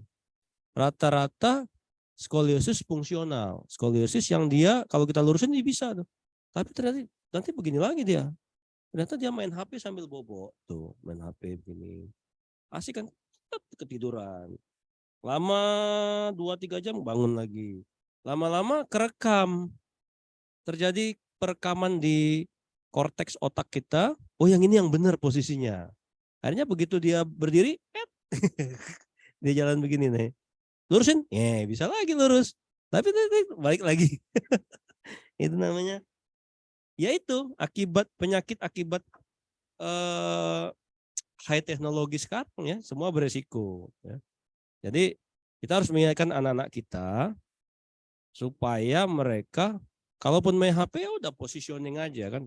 Kenapa sih? Ya kan juga private tapi ya juga jangan juga kita langsung kayak ular gitu kan. Jangan sampai kita istilahnya merubah postur kita tanpa kita sadarin dan itu nyaman buat kita tapi salah. Nyaman belum berarti benar. Ya. Postur yang benar akan membuat kita nyaman. Jadi nyaman sendiri belum tentu benar gitu. Mungkin itu akan merugikan diri kita atau juga akan mengganggu orang lain nanti. Mungkin itu Bu jawaban dari saya. Terima kasih. Terima kasih banyak Dr. Maulidi untuk tanggapan jawabannya. Memang di ergonomi ini lebih banyak bergerak yang di bagian preventif ya Dok ya? Iya betul sekali. Terutama ergonomi yang fisik ya. Yang fisik ergonomi itu tubuh kita dulu. Ada organisasi organization. Itu unsur pimpinan yang akan membantu misalnya memilihkan kursi-kursi yang ergonomi. Itu kan pimpinan yang punya kuasa. Kemudian ergonomi yang lingkungan, environmental. Mungkin kita ada satu teman yang tantrum, yang dia nggak bisa, gitu kita gelisah lihat dia kan. Ada aja sih, memang kan sekarang memang zamannya ekspresi diri. Tapi ingat ini ruang kerja. Jadi jangan mengganggu bahagianya orang lain. Nah gitu. Boleh bahagia, tapi jangan mengganggu bahagianya orang lain. Jadi memang untuk menerapkan ergonomi ini kita tidak bisa sendirian ya Dok ya? Nggak bisa, harus bekerja sama. Ada komitmen dari pimpinan juga. Jadi karena satu karyawan cedera aja, berapa momen, berapa produk yang dia tidak bisa, dan berapa biaya yang harus dikeluarkan perusahaan. Jadi ini nggak bisa dianggap sepele ini. Kalau boleh menyampaikan ini ya, filosofis, perjuangkan sehatmu karena itu tanggung jawab pribadimu, bukan tanggung jawab institusi. Pun demikian pada saat Anda cedera, sakit, institusi hanya berkontribusi seadanya karena institusi juga menanggung karyawan yang lainnya. Jadi memang harus dari dalam diri kita dulu, Dok. Ya, komitmennya gitu. Oke, luar biasa sekali Dr. Maulidi. Jadi Bapak Ibu insan Pegadaian, mari kita sama-sama untuk tetap menerapkan ergonomi di lingkungan kerja kita. Jadi mungkin kita boleh lanjut ke pertanyaan yang ketiga ya Dok? Boleh Dok, boleh. Pertanyaan ketiga dari Bapak Fadli Mulia Harahap dari unit kerja cabang Mandala UPC, Mandala Bypass Kanwil 1 Medan. Wah, dari Medan. Selamat sore Bapak Fadli. Oke, pertanyaannya, saya sudah bekerja kurang lebih 12 tahun, bekerja di outlet dengan durasi bekerja selama 8 jam. Di usia saya sekarang saat ini mulai muncul keluhan-keluhan antara lain pandangan mata yang sering berkunang-kunang, lalu sering sakit kepala, dan tulang ekor saya suka nyeri. Dengan menerapkan pola ergonomik yang dokter sampaikan, sebenarnya seberapa efektifkah pengaruhnya dengan keluhan saya? Terus apakah ada treatment lain yang dapat digunakan untuk mengurangi keluhan tersebut? Serta apakah ada alat bantu yang diberikan untuk menguranginya seperti support postur korektor? Terima kasih Dok. Monggo silakan Dr. Maulidi, ini kompleks sekali Dok. Wah luar biasa Pak Fadli ya, selamat ya. Sudah bertahan 12 tahun kerja di bagian outlet itu depan ya. Di outlet, di operasional ya, yang lebih banyak bergerak ya.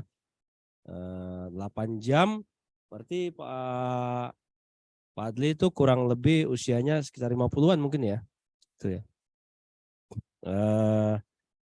Apakah efektif penerapan ergonomik untuk mengatasi gangguan yang Bapak keluhkan tadi ya.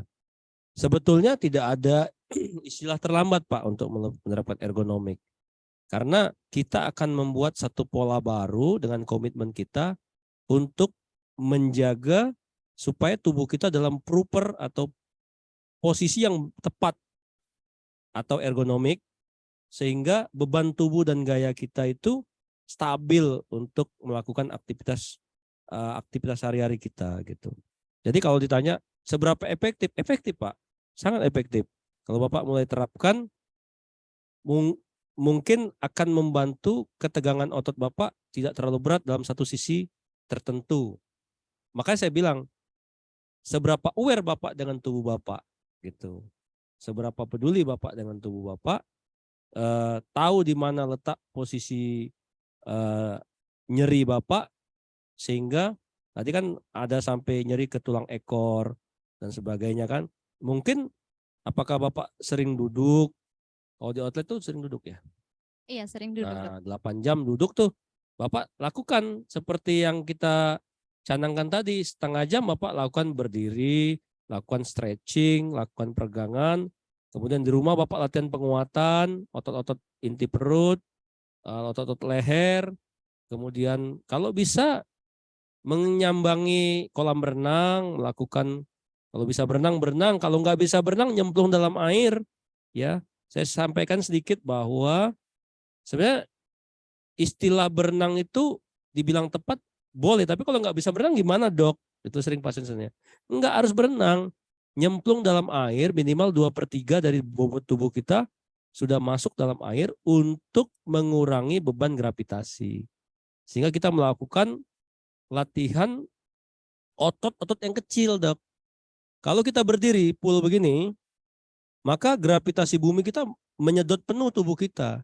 Jadi full bobot kita akan diambil oleh sakral 2 kita. Sakral 2 itu area daripada tulang panggul kita yang nomor 2. Di sinilah pusat gravitasi kita. Nah kalau saya gendut begini, berarti beban tubuh saya berubah. Enggak sakral 2 lagi, naik lagi dia. Nah, kecuali kalau saya kuat-kuatin gini ya. Nah, jadi beda sedikit pada ibu hamil. Ya, ibu hamil dia berubah tuh. Puncak dari beban tubuhnya. Nah kalau kita duduk begini, maka beban kaki kita hilang, diambil sama pinggang, sehingga full gravitasi kita diambil sama pinggang. Maka harus kita salurkan beban gaya itu. Sebenarnya it's just about mind setting. Ya. Jadi kalau kita berdiri, maka hip main, panggul main, lutut main. Saya sampaikan lagi bahwa tubuh ini tidak terpisah-pisah. Hanya dokter spesialis tubuh. Tubuh ini satu kesatuan utuh. Jadi pada saat Anda berdiri, maka beban gaya Anda di pusat gravitasinya ada di panggul nomor 2. Panggul itu kan bersatu tuh. Tulang ekor itu bersatu kan, tulang sakral 1 sampai dengan 5. Sampai tulang ekor. Kemudian beban gaya di lutut juga diambil oleh, kalau kita berdiri diambil oleh lutut. Nah, terus tulang ekor kenapa nyeri? Kalau dikaitkan dengan ergonomi, kemungkinan Bapak kebanyakan duduk, kemungkinan. Ya. Kalau 8 jam bekerja, kemungkinan kebanyakan duduk. Nah, itu solusinya gimana? Solusinya Bapak harus sering duduk, berdiri. Duduk, berdiri. Lakukan stretching, gitu. Nggak apa-apa. Saya kalau teman-teman atau insan pegadaian melakukan ini, saya yakin ya, minimal kalau mau disurvei silakan. Lakukan dulu survei keluhan, tapi konsisten dengan lakukan ini, keluhan-keluhan itu akan berkurang. Saya yakin dok. Ya. Kalau kita di militer, kita ada senam kerja namanya. Sebelum kita masuk, kita senam kerja dulu. Senam kerja, peregangan, stretching, terus nanti kita individual. Individual kita melakukan banyak macam-macam kegiatan yang individual. Kebetulan Kasat melakukan itu dengan mind setting kita adalah aware dengan diri kita. Nah, kita yang tahu tubuh kita kok. Dokter yang terbaik adalah tubuh kita sendiri, gitu. Nah, kemudian apa lagi, satu lagi tadi terakhir? Penggunaan ini dok. Support. Iya. Tadi yang saya jawab sama dokter tadi ya, untuk support itu ya dua mata pisau sih sebenarnya ya. Saya sih lihat kasusnya juga. Kalau dia misalnya memang lagi acute, lagi serangan banget, nyerinya itu bisa pas atau visual analog scale-nya 10, nyeri sangat hebat, kita pakein. Paling tidak dia untuk mensupport supaya stabil dia punya tulang pinggang, sehingga kontribusi nyeri by bone itu sudah sedikit terbuang gitu. Nah, kemudian tapi ingat, ini tidak langsung menjadi berkelanjutan gitu. Kita kan dengan pola-pola terapeutik kita akan memperkuat kedudukan otot-otot yang kecil di tubuh kita, otot-otot paraspinal. Jadi saya review sedikit, tulang belakang itu adalah 33 ruas ya. Dia ada bantalannya, setiap ruas ada bantalannya, diikat oleh urat atau ligamen, namanya ligamentum paraspinale. Kemudian di luarnya dibungkus oleh otot. Nah, ini dia bekerja satu sama lain, saling bekerja sama. Jadi kalau ada ruas yang keluar atau disebut dengan HNP, maka otot yang lain akan mengambil peran itu.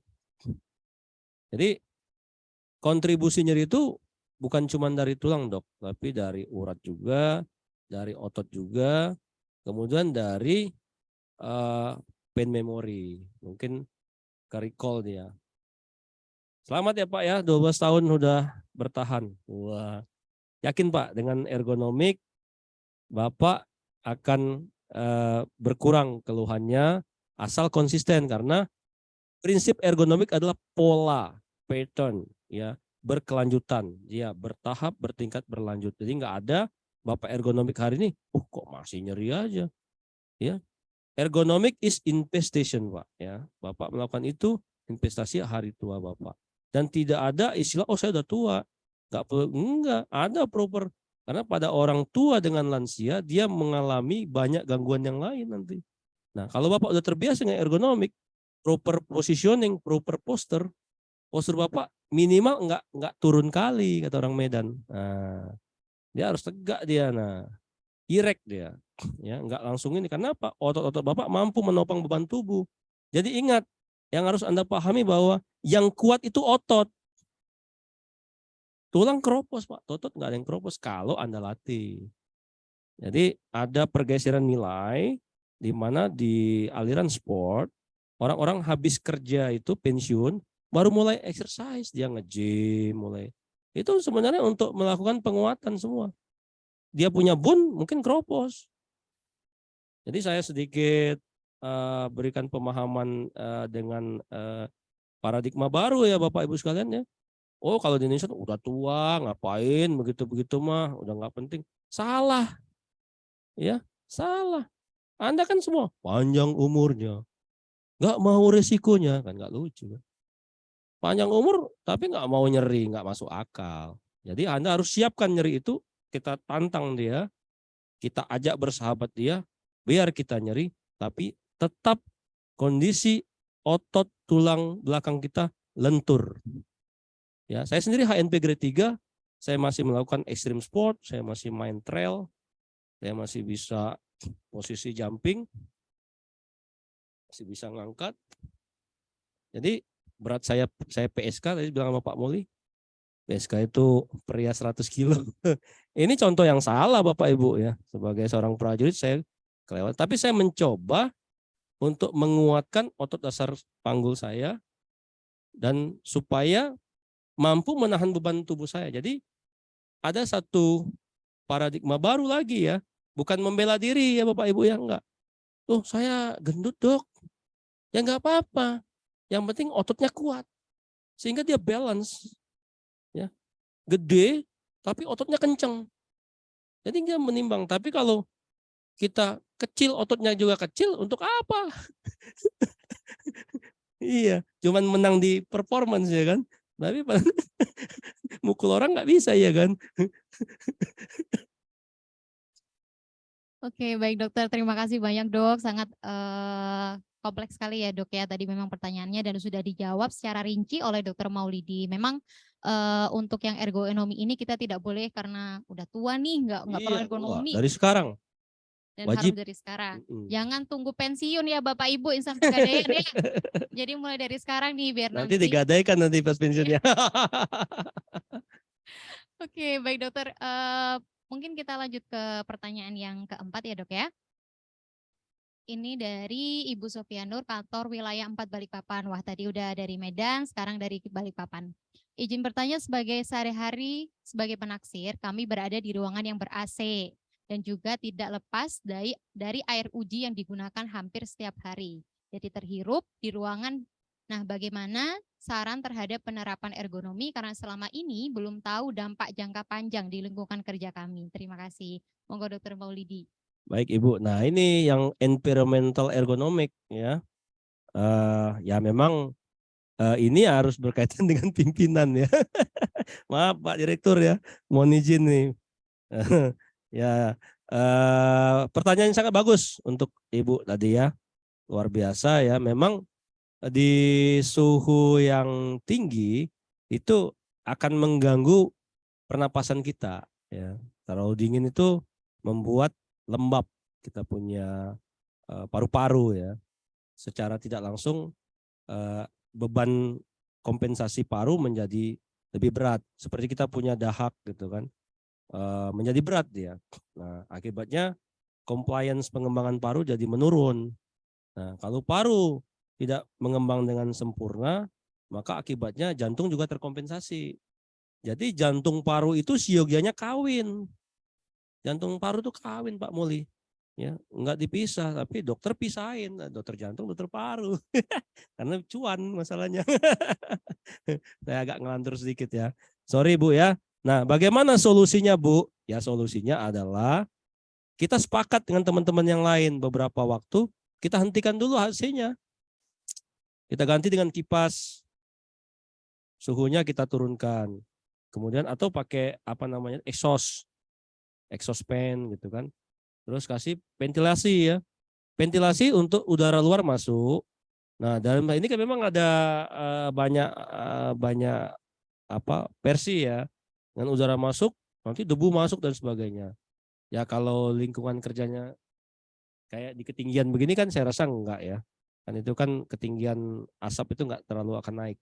Tapi kalau misalnya Anda di lingkungan yang dekat dengan pasar dan banyak asap ya mau nggak mau tidak kan.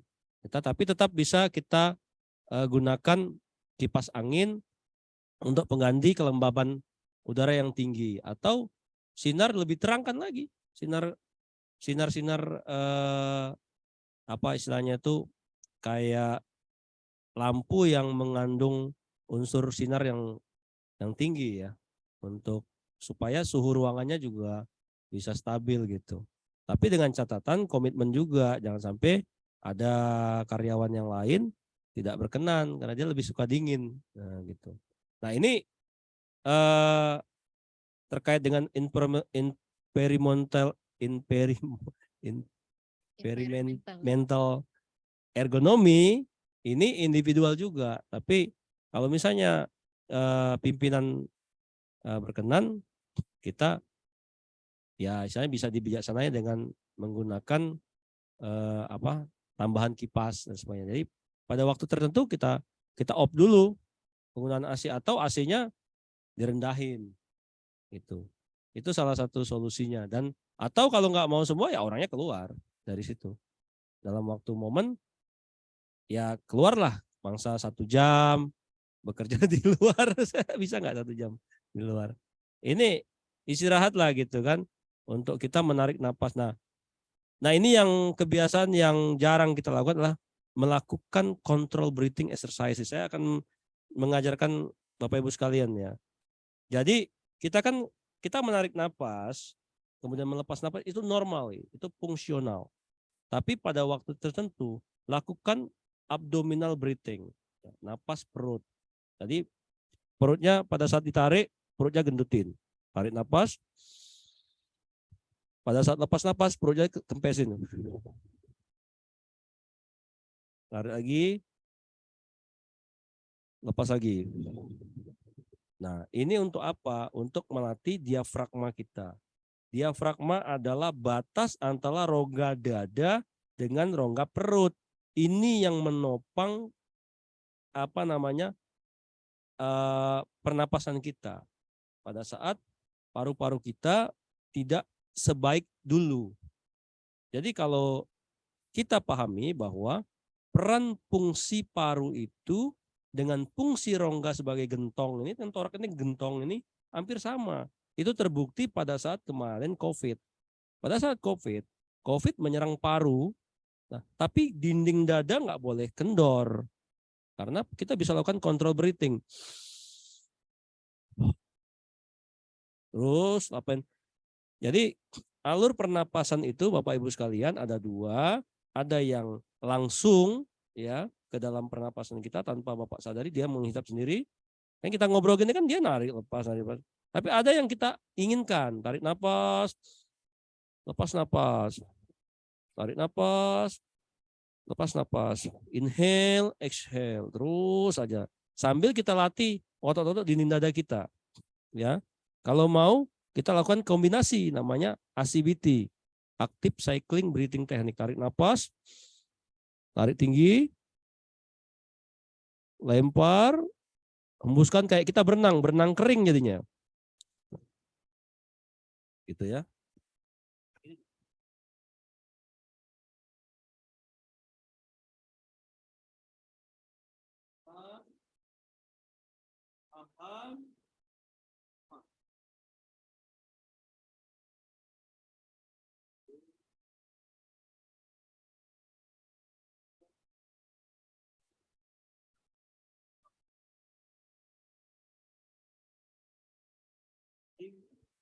Ini juga bagian dari ergonomi untuk menyokong pernapasan kita. Jadi pernapasan itu bukan cuma paru-paru, ada gentongnya juga, dinding toraks kita, Dok. Nah, ini yang sering lupa. Nah, dinding toraks ini kalau kita gede, badannya gemuk, akan terlapisi oleh lemak. Pernah lihat ayam broiler nggak? Coba, dia kan kelihatan gede, padahal paru-parunya sempit. Paru-parunya full dengan lemak. Akibatnya compliance pengembangannya menyempit. Gitu. Nah, ini penting juga untuk supaya sebagai support oksigenasi lebih banyak, Dok. Jadi sekali lagi saya tidak akan henti-hentinya ngomong bahwa tubuh tidak pernah dipisah-pisah. Tubuh itu satu kesatuan utuh, jiwa raga. Raganya itu fisik, kita mulai dari organ kerangka, otot, kemudian organ dalam tubuh, maupun organ panca indera kita, maupun organ-organ yang menyokong. Itu satu sebenarnya. Cuman kita berdasarkan keluhan, sakit pinggang, pinggangnya doang. Gitu kan. Tapi gara-gara sakit pinggang akhirnya nggak mau gerak, Dok. Gagal fungsi. Tuh. Mungkin itu pertanyaan tadi saya jawab terlalu melebar saya. Baik, terima kasih banyak Dokter Maulidi untuk tanggapannya yang sangat lengkap ya Dok ya. Jadi memang untuk yang ergonomi ini sebenarnya dari pegawai sendiri bisa melakukan evaluasi mandiri ya Dok ya. Sangat bisa. Tapi tentunya Saya berharap setelah insan pegawai Dayan lebih menyadari itu. Iya, saya yakin setelah hasil talk kali ini Dok pasti lebih aware tentang ergonomi. Iya, amin. Ya. Tapi ya itu tadi mungkin ya Dok ya, jika memang belum ada yang terlatih, mungkin perlu latihan ya Dok ya dari para pimpinan. Banyak kok di YouTube banyak. Yang tadi salah satu sampel-sampel yang saya kutip dari beberapa sumber yang sederhana sih sebenarnya. Banyak modifikasi-modifikasi. Yang paling penting itu mind setting, Dok. Mind settingnya saya pingin lebih sehat, ya. Oke, ya. Oke. Oke, baik Dokter, terima kasih. Mungkin ke pertanyaan selanjutnya masih ada?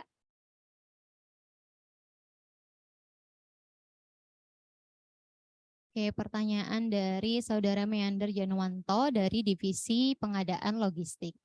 Pertanyaannya, bagaimana kaitan stresor fisik dengan fisioterapi? Dan bagaimana cara agar faktor-faktor mengenai stresor fisik agar tidak menimbulkan kelelahan dalam bekerja, dokter? Terima kasih, dok. Oke. Baik sekali pertanyaannya Pak Minder Januanto ya. Meander, Meander, dok. meander bukan minder ya. Pak Minder malu, dok. Sorry Pak Minder, Pak Meander ya.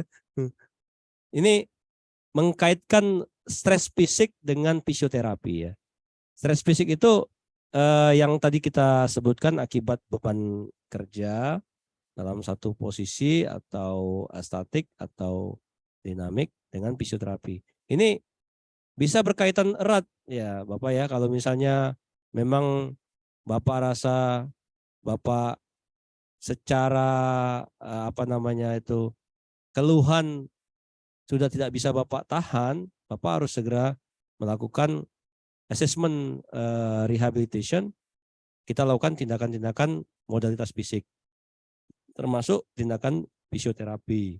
Bisa untuk mengurangi pengkakuan otot dan sendi, bisa juga untuk melakukan peningkatan kekuatan otot dengan cara latihan. Nah, tadi pertanyaan kedua tadi apa? Yang bawah tadi, bagaimana menghindari ya apa? Menghindari faktor resiko, menghindari yang stresor Mengenai stres fisiknya, fisik dok, agar tidak menimbulkan kelelahan. Oh ya, kalau untuk lelah ini kan berkaitan dengan energi konservasi.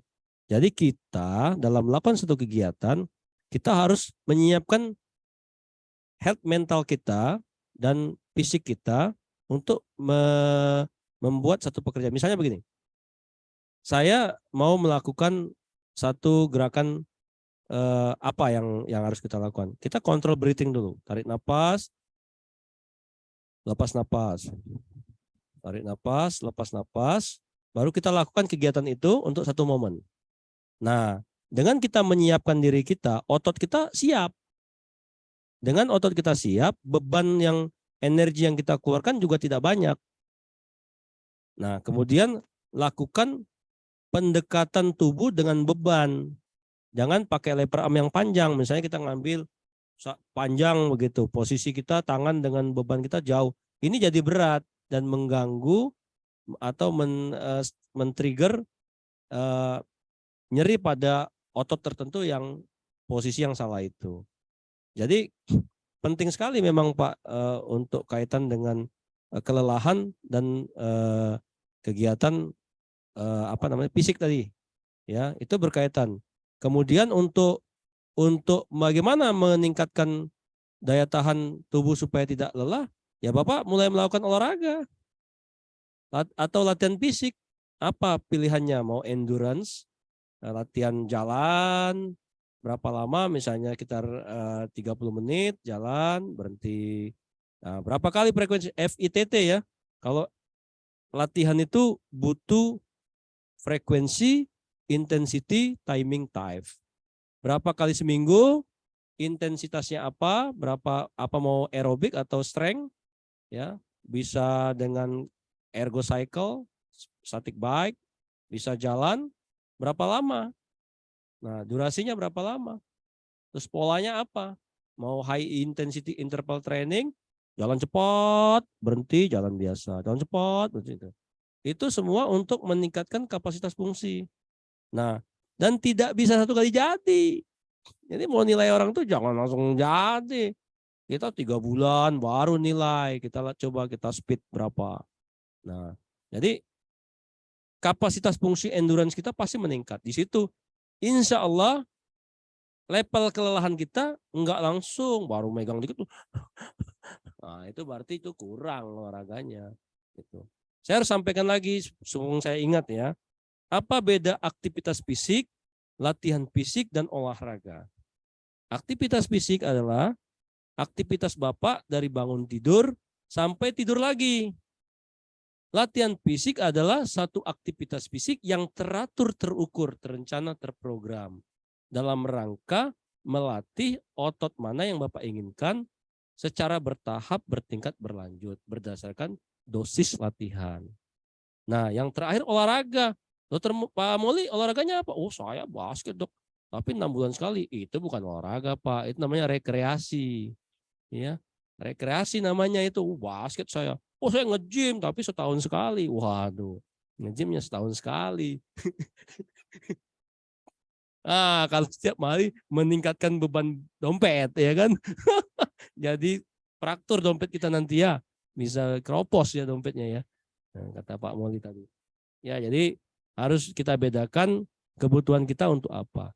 Nah, kaitan dengan produktivitas kerja, maka ini adalah activity daily living profesional kita sebagai seorang apa di kantor itu. Tentu tidak akan bisa sama. Seorang pimpinan lebih banyak mikirnya dia, berarti dia lebih banyak ke apa ergonomik tadi mainnya ya. Mikirin ya anak buah gitu. Duduk lama sambil minum gade kan enak tuh.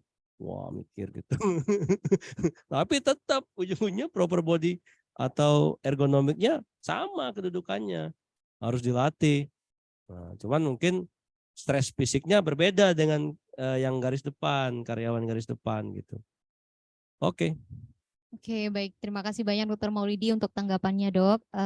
Untuk selanjutnya ini kita akan memasuki untuk memilih dari teman-teman yang hadir untuk mendapatkan door prize. Oke. Jadi siap-siap teman-teman untuk raise hand.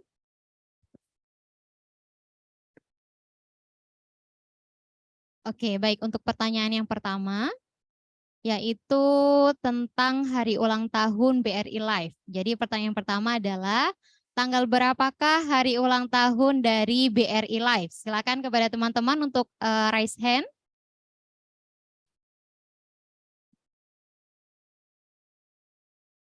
Ayo, dari teman-teman yang benar menjawab akan mendapatkan berisi card senilai 250.000. Pertanyaannya adalah yang pertama yaitu tentang kapan hari ulang tahun dari BRI Live. Oh, tanggal berapa ini? Ada yang bilang Juli nih, apakah Juli? Oke, Bapak Ibu, silakan untuk mencari jawabannya untuk mendapatkan berisi card senilai Rp250.000. Oke, ini mohon maaf Bapak Ibu, jangan lupa untuk merename nama akun Zoom-nya dengan format nama underscore unit kerja untuk kita tahu. Nah, ini sudah masuk nih. Oke, sudah ada yang jawab. Tanggal 28 Oktober.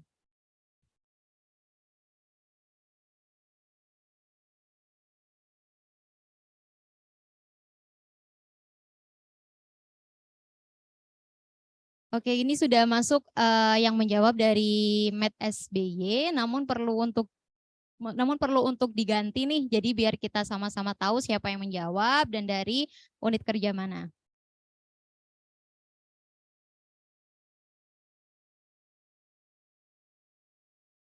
Ada yang menjawab 28 Oktober, ada yang menjawab 16 Desember. Nah, yang benar yang mana nih?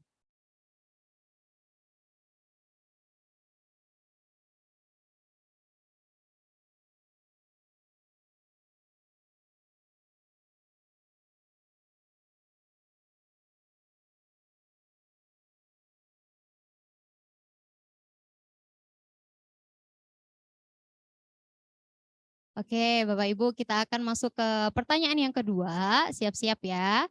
Pertanyaan yang kedua adalah BRI Live merupakan anak perusahaan dari siapa?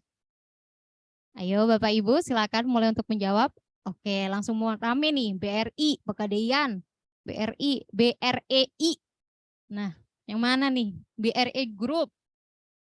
Oke, dari panitia sudah bisa dipilih satu.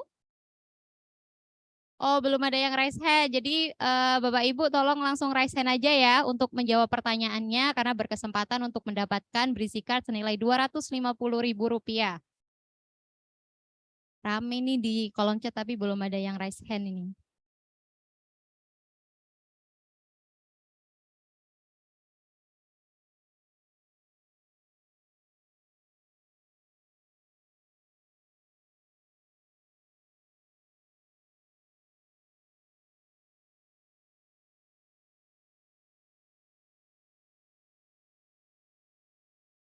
Oke, selamat kepada Saudara Aulia Hairunisa yang terpilih menjawab benar untuk pertanyaan yang kedua. Baik Bapak Ibu, tadi adalah 2 door prize yang sudah didapatkan dari para penonton. Selanjutnya tadi kita sudah ada 5 pertanyaan ya. Apakah ada pertanyaan lagi? Sudah? Oh ya, mohon maaf. Oke, nanti untuk pertanyaan yang lain akan dipilih oleh panitia. Karena ini mohon maaf sekali, memang sudah banyak pertanyaannya sudah kita tampung ya dok ya. Tapi sayang sekali karena keterbatasan waktu kita tidak bisa menjawab satu persatu. Namun mudah-mudahan pertanyaannya sudah terjawab tadi bisa memberikan atau menambah pengetahuan teman-teman sekalian, Bapak Ibu insan Pegadaian terkait dengan ergonomi. Sebelum saya tutup, saya persilakan kepada Dr. Maulidi untuk memberikan take home message dok terkait topik kita pada sore hari ini. Terima kasih dok. Bapak Ibu sekalian, insan Pegadaian ya. Sesibuk apapun kita dalam bekerja, luangkanlah waktu untuk melakukan peregangan atau menyempatkan diri untuk melatih diri kita, baik secara latihan fisik maupun kita melakukan latihan berolahraga dalam bentuk permainan apa saja yang kita inginkan, ya, yang sifatnya teratur, terukur, terencana, dan terprogram supaya tubuh kita terlatih untuk menerima stresor fisik maupun stresor psikis akibat beban kerja yang diberikan kepada kita, sehingga kita tidak mudah sakit dan tetap selalu semangat, tetap selalu berinovatif untuk melakukan setiap tugas yang diberikan kepada kita. Ingat, sehat tanggung jawab pribadi, bukan institusi. Jadi tidak ada alasan saya tidak punya waktu untuk melakukan latihan atau olahraga atau apapun, ya. Demikian dokter, terima kasih. Oke, baik, terima kasih banyak Dr. Maulidi untuk take home message-nya pada kegiatan kita pada sore hari ini ya dok. Bapak Ibu insan Pegadaian, terima kasih untuk partisipasi aktif dan antusiasme dari Bapak Ibu selama kegiatan berlangsung. Semoga apa yang kita berikan pada siang sampai sore hari ini bermanfaat untuk Bapak dan Ibu, dan tentunya besar harapan kami bahwa Bapak Ibu insan Pegadaian bisa menerapkan ergonomi secara komitmen agar Bapak Ibu tetap sehat baik itu dari awal masuk kerja maupun saat masa pensiun nanti. Sekian saya Dr. Safitri sebagai moderator memohon maaf jika ada kesalahan dalam memandu acara ini. Untuk selanjutnya akan saya kembalikan ke Kak Gina. Wassalamualaikum warahmatullahi wabarakatuh. Waalaikumsalam warahmatullahi wabarakatuh.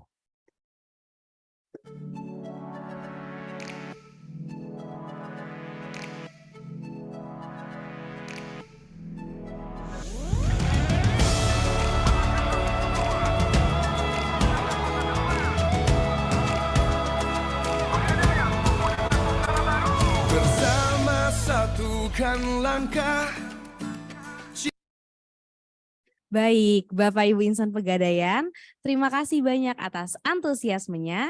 Kami mohon maaf jika tidak bisa menjawab satu persatu seluruh pertanyaan yang masuk karena adanya keterbatasan waktu di sesi pertanyaan ini. Kami ucapkan selamat kepada nama-nama pemenang pada acara HCTO kali ini. Kepada nama-nama pemenang tersebut selanjutnya akan dihubungi oleh panitia ya.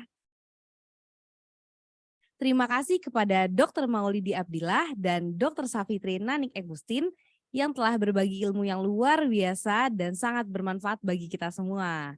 Baik, Bapak Ibu insan Pegadaian, tibalah kita nih di akhir acara HCTalk kali ini. Selanjutnya kami persilakan kepada Bapak Moli Sitompul untuk menyampaikan closing statement.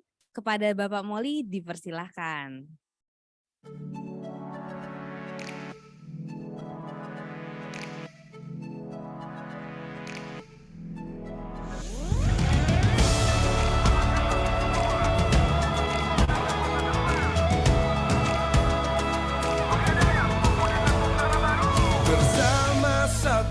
satukan langkah, ciptakan mimpi dan harapan, satukan potensi, membangun sinergi, mari sukseskan transformasi.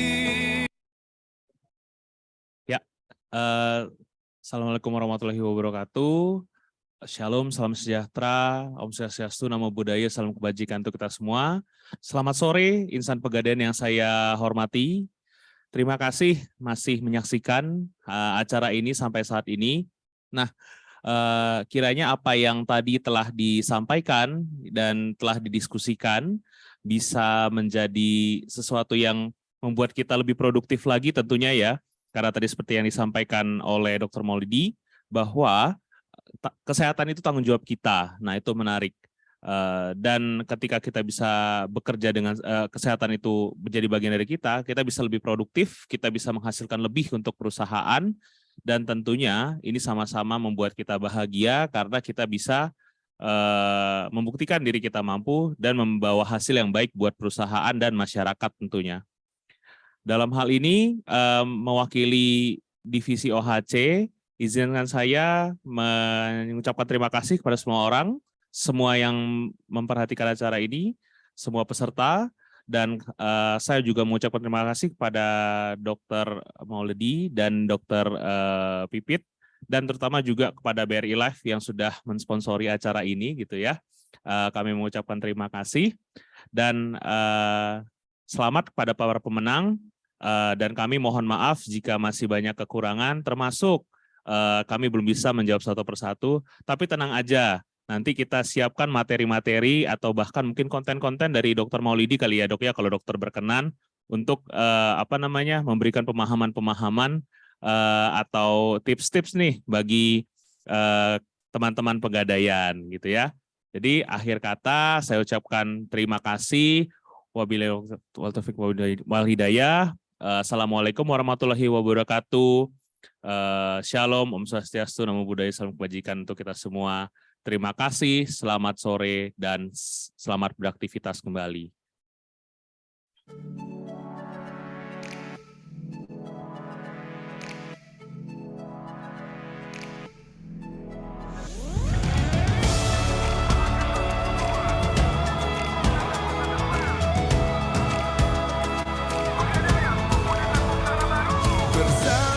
Satukan langkah, ciptakan mimpi dan harapan. Terima kasih kepada Bapak Maulidi Sitompul atas pesan dan kesan yang telah disampaikan ya. Demikianlah rangkaian acara HC Talk kita pada hari ini. Terima kasih untuk seluruh peserta yang telah bergabung untuk hadir dalam HC Talk pada hari ini. Semoga HC Talk kali ini dapat memberikan manfaat yang maksimal bagi kita semua. Saya Gina Raihan atas nama panitia mengucapkan terima kasih atas segala perhatian dan partisipasinya dalam acara HC Talk pada kali ini. Kami mohon maaf atas segala kesalahan dan kekurangannya. Wassalamualaikum warahmatullahi wabarakatuh. Sampai jumpa di HC Talk selanjutnya. Bye-bye.